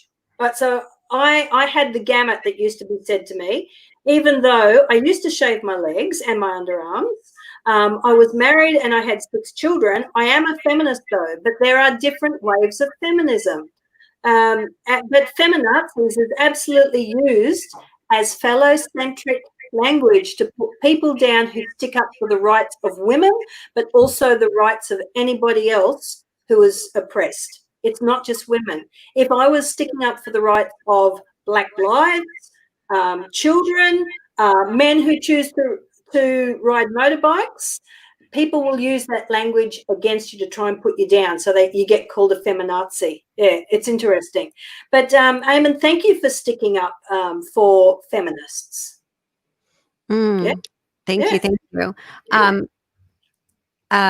Martha says, in a different area, in improv, it's common to refer to the straight man as the voice of reason in the scene. It subtly lets the message that straight men are the most logical, small but powerful. Yeah, it does. Yeah. I wish that we could all just be referred to as people rather than straight or bent or homosexual or gay or, whatever we want to use. We're all just people. But you're right. It's that subtlety of language. Yeah. Our language matters. So we all have to be really careful of how we choose to use language. And that's why words like I am sorry or I believe you are so powerful, because our language does matter. And it's interesting because that's funny that there's double meaning in that phrase, because so you have straight men versus not straight men, or anyone who is not a straight sexually leaning male. And in the comedy scene as well, especially in traditional Western comedy and Japanese comedy, we have straight man, funny man. There's always men in comedy. Thank you, Lucy. I love Lucy. So we have the straight man and the funny man. So the person who's the logical one, and then the person who's like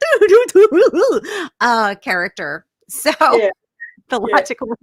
Way too much experience with both of those.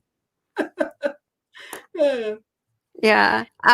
Kat also says, in response to Aiman Azri, what should authorities in comedy should do? Address the accused immediately and directly. Don't let rumors swirl for months. Don't weaponize accusations to tear people down connected to the accused as a way to mete out personal grudges.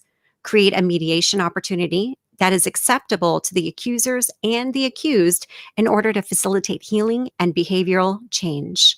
Oh, that's very deep. Yes. Yeah. Okay. What should authorities in comedy should do? Yeah. Okay. Very interesting. Well thought through there, Kat. Yeah. Kat, thank you. Yeah, I agree. I think that's one of the things I did with one of my girlfriends.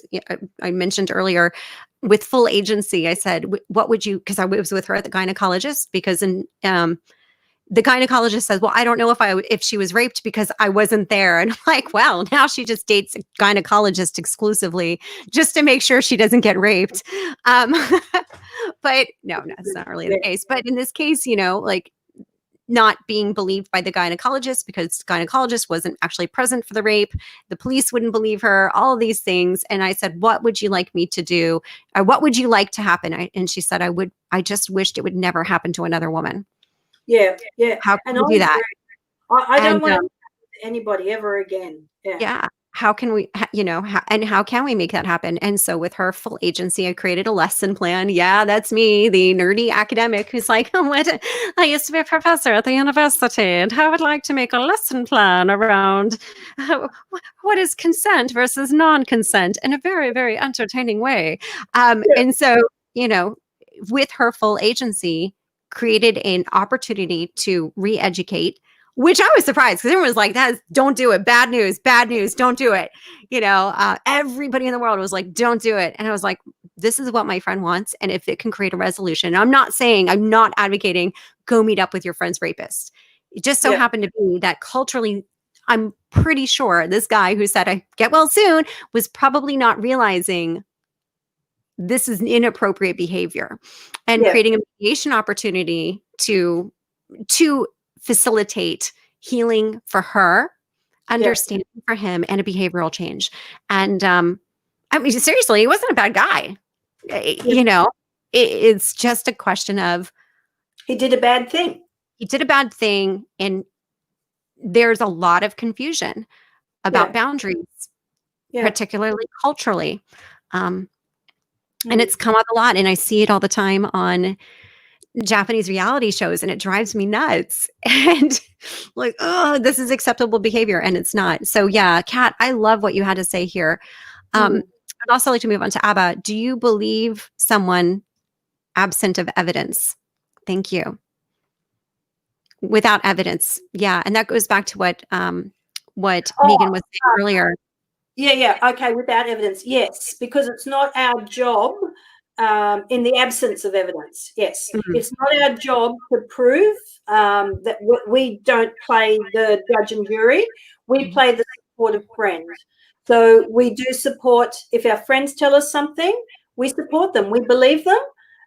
It doesn't mean that we have to agree with what they're going to do or what they're saying, but we believe them. Yeah, so they're two different things. Our friends need us as friends. They don't need us to make any judgment at all. So yeah, even if I know somebody is telling me a lie, and I have worked with some people with personality disorders who I know that what they've said it's not true, I still go through the motions of believing them or showing them that I believe them, because it gets me to a different stage in the therapeutic relationship. But I do that as a therapist, not as a friend. Yeah. So yes, Abba, please, you don't need the evidence. You just need to be with your friend. And again, those 4 steps are, does anybody remember them and type them in the chat box? They are: first, believe, support. Sorry, you're asking everybody else. Oh, everyone. I'm hoping. I'm trying to remember myself. Believe, support, and ask, what can I do for you? That's right. Give them back the power. Give them back the power. Believe, support, give them back the power. Could somebody type that in the chat box again one more time, please? I'd really appreciate that. McKinley says, I love McKinley. He's one of my dear childhood friends. I'm so proud of you. I love you. Keep on. Yeah. I love you too. I love you. Yeah, we were put in awkward situations as kids. Aiman says, the other example I was thinking of is how accused always try to talk about it in a distancing way. I have heard of the allegations against me, and I must say, if it did happen, it must have been a mistake. I would never do that. Look at all these people who vouch for me. And besides that one night that it happened, I mean, is there any proof that it happened? I mean, I don't remember. And even if it did happen, it didn't happen in the way that they thought it did. Yeah, that was so frustrating. The distancing language. It's a very big political thing, isn't it? Yes, it is. Yeah, Aiman sounds like he's this is real. Like this is not something that you can make up. This is absolutely the discourse that they say. This is perpetrator language, because they it's called an external locus of control. So they won't take responsibility themselves. They push it away. It's somebody else's responsibility. And the other thing perpetrators do is that they try to isolate the victims from their supports. So they do it by these subtle little statements like, oh, if it did happen, or there's no proof. They put doubt into other people's minds. And that's why it is so important that you remain with your friend and you believe your friend and you support your friend. Because the forces of, I was about to say the forces of evil, but that makes it sound like it's a religious thing. It's not. But the forces that are going to come down to bear to try and isolate and make the victim look crazy are really strong. But we're strong too. I thought the forces of evil sounded more like He-Man. You know, I have the power of the universe. The forces of evil will not get away with this. Yeah, and they, yeah, and I would like to also recognize. I'd like to recognize my cat too. Hello, Miss Nikki. Welcome to the show. Hello. That's right. Hello, my angel. Yeah. Yes, you are loved, and you are loved, and you are wanted. Yes, you are. Okay. Yeah, crazy cat lady. Yeah. Oh, that's right. I'm not crazy because I just love you. That's right. Yes, I hear you. You would like to be pet. I hear that. Thank you. Yeah, this is literally the conversation me and my cat have all the time. So the thing is, politically, people do this as well. When the language is put in, not perfect tense, it is perfect, but when it is put in, thank you. When it is put in passive tense, it allows distancing from the language. And politicians do this all the time. They don't say, you know, they say things like, you know, girls, X amount of teenage girls got pregnant this year. They don't say X amount of teenage boys impregnated X amount of Y amount of girls this year. So there is a lot of passive language that excuses behavior. Yeah. And that's the phallocentric language. I'm sorry, one more time, please. That's the phallocentric language. That it's male centered. It's male dominated. Yeah. Tell me more about that.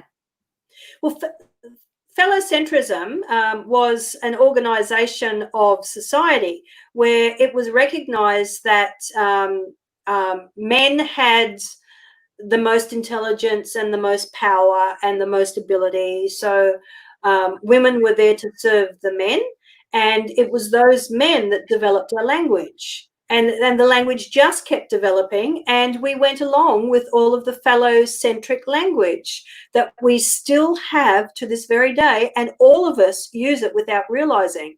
So it's challenging the things that you have just said about, well, let's talk about how many men impregnated teenage girls. And it's also the language about women are either mad or bad. Like, that's come from men. If we do something because we're hormonal around, our period time, we're bad or we're bad. It's not just that our body is doing what it's supposed to be doing.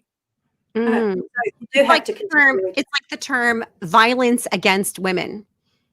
It's passive. There's nothing actionable there. There's no active tense in there. It's not violence against women. It's, you know, like, oh, you know, I was just there and then boom, this just happened to me.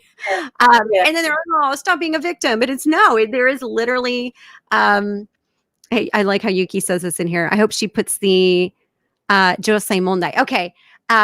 Yeah. So she didn't. Unfortunately, I can read that, I think. So Yuki says in Japanese, they call it Josei Mondai, which literally means female problems, even though those problems are caused by men. Did I read that correctly, Yuki? Yes, Nikki. Hello. Oh, beautiful baby. Yes, Nikki. Yes, it is. It is not a Josei Mondai. It is not a female problem. It is an everybody problem. That's right. That's right. It's a problem that affects everybody. Yeah. Now, Celeste, I'm actually going to have to end up. I'm so sorry. Oh, no. Thank you so much for spending today with us. Just letting Abba know that Abba is being heard. If one pretends to believe a liar, one contributes to injustice. That's correct. Yes.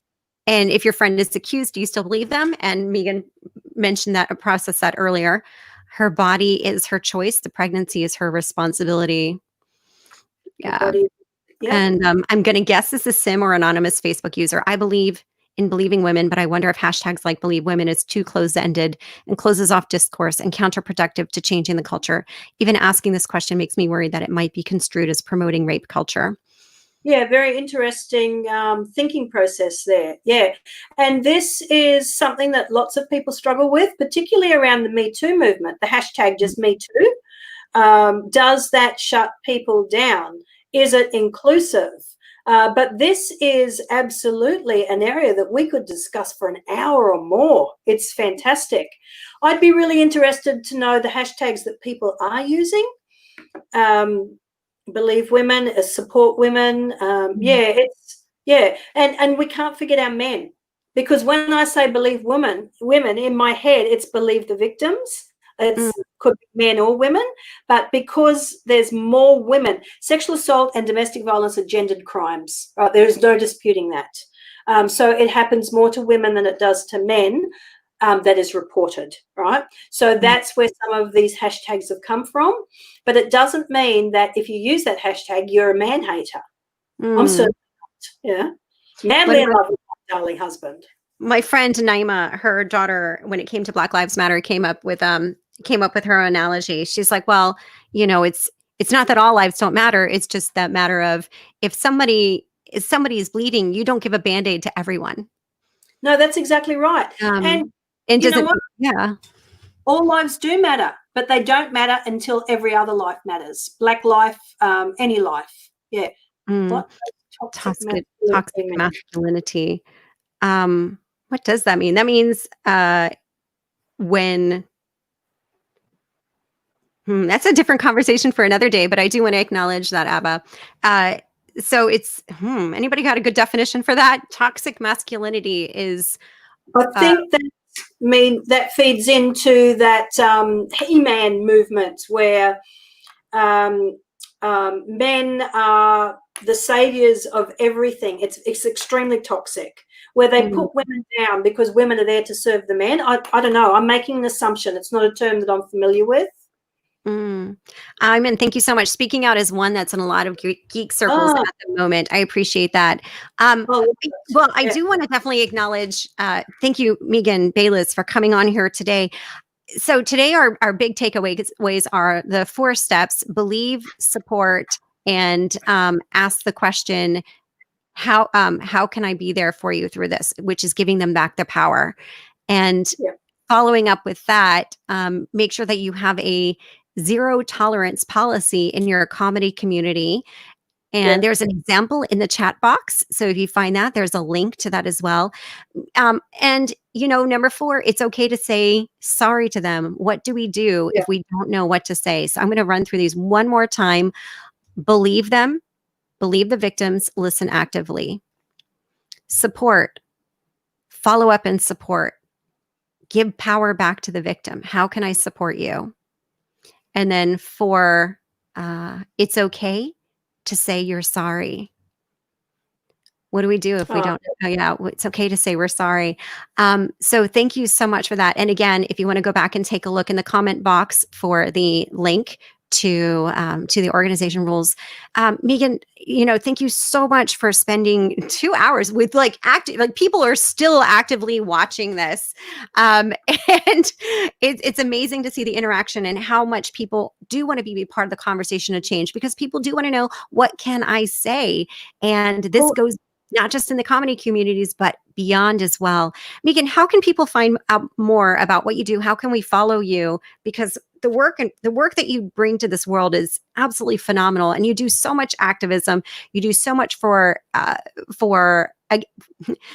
not for sexual assault coordination, because you're not coordinating people to get sexually assaulted, but supporting those. You're supporting the therapists who are you're a supervisor for therapists. You also work with the environment as well, and bringing change in Papua New Guinea. So there's so much work that you do. How can people follow you? And do you have any final words? Yeah, on Instagram, I'm Coach Bayless M for Megan. That's my first name.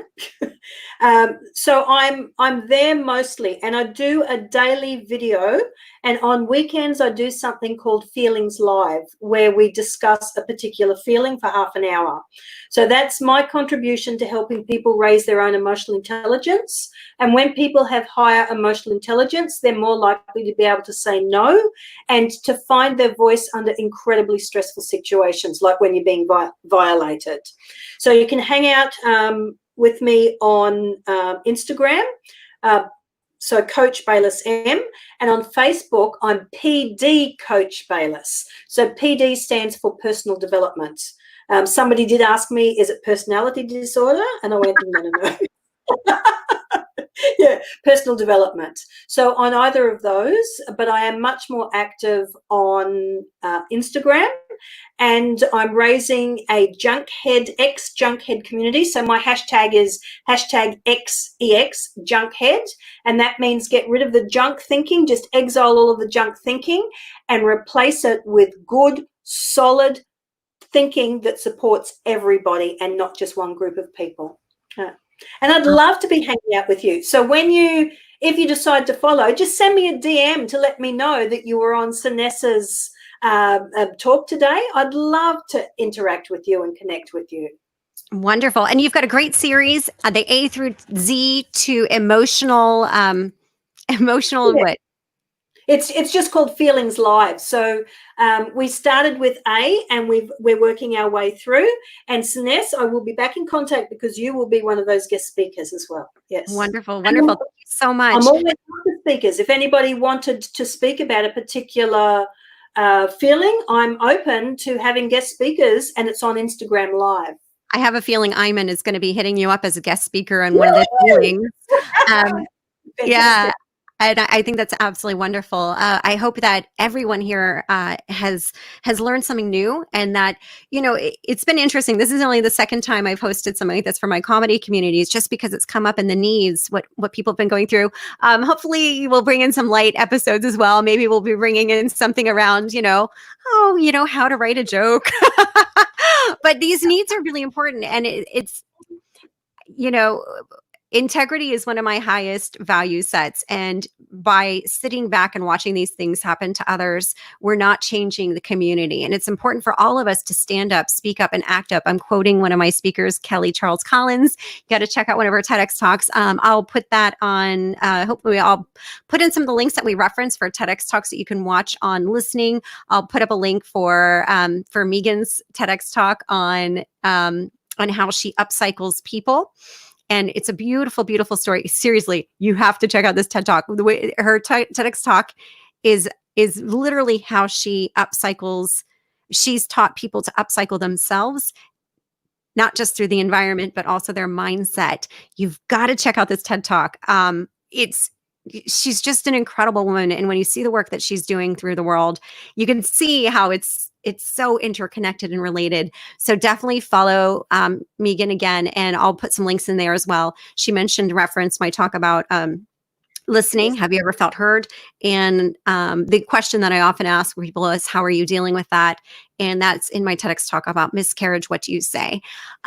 Megan, it has just been such an honor. You're one of my favorite people in the world, and I love you so much. And you spent today 2 hours and 11 minutes with active engagement. There are people still on here asking questions and commenting because this has been such an important dialogue. And I love you so much and what you bring to the world. Thank you. And for those of you who interacted today, thank you so much for choosing to spend your time to make a change in the world with what you can say. I don't know what the name for this live stream will be called in the future, but if you have ideas or suggestions, please send them to me. I would love to know. You can also find me on Instagram, Siness Stevens, Instagram. I'm Siness Stevens everywhere, except on Twitter, I'm Siness, but somebody keeps taking my name, Jeff. Jeff, why are you going with Sinez? Like my mom made my name. But anyways, yeah. So please connect with me. Let me know what you think these series should be called. If you have an idea for another topic that you would like us to handle, I'm not afraid to. I will not shy away from the hard conversations, and I will always bring in somebody who's an expert and supportive who can give us real insights in what to do so that we can create a safer comedy space. And I'll also be bringing in some experts on how to make us laugh. So thank you so much. I love you. Thank you for spending your time with us, and we will see you very, very soon. Please message us and let us know what really hit home for you. All right, talk to you soon. Bye. Bye, everybody. Thank you. Bye. Lots and lots of loves.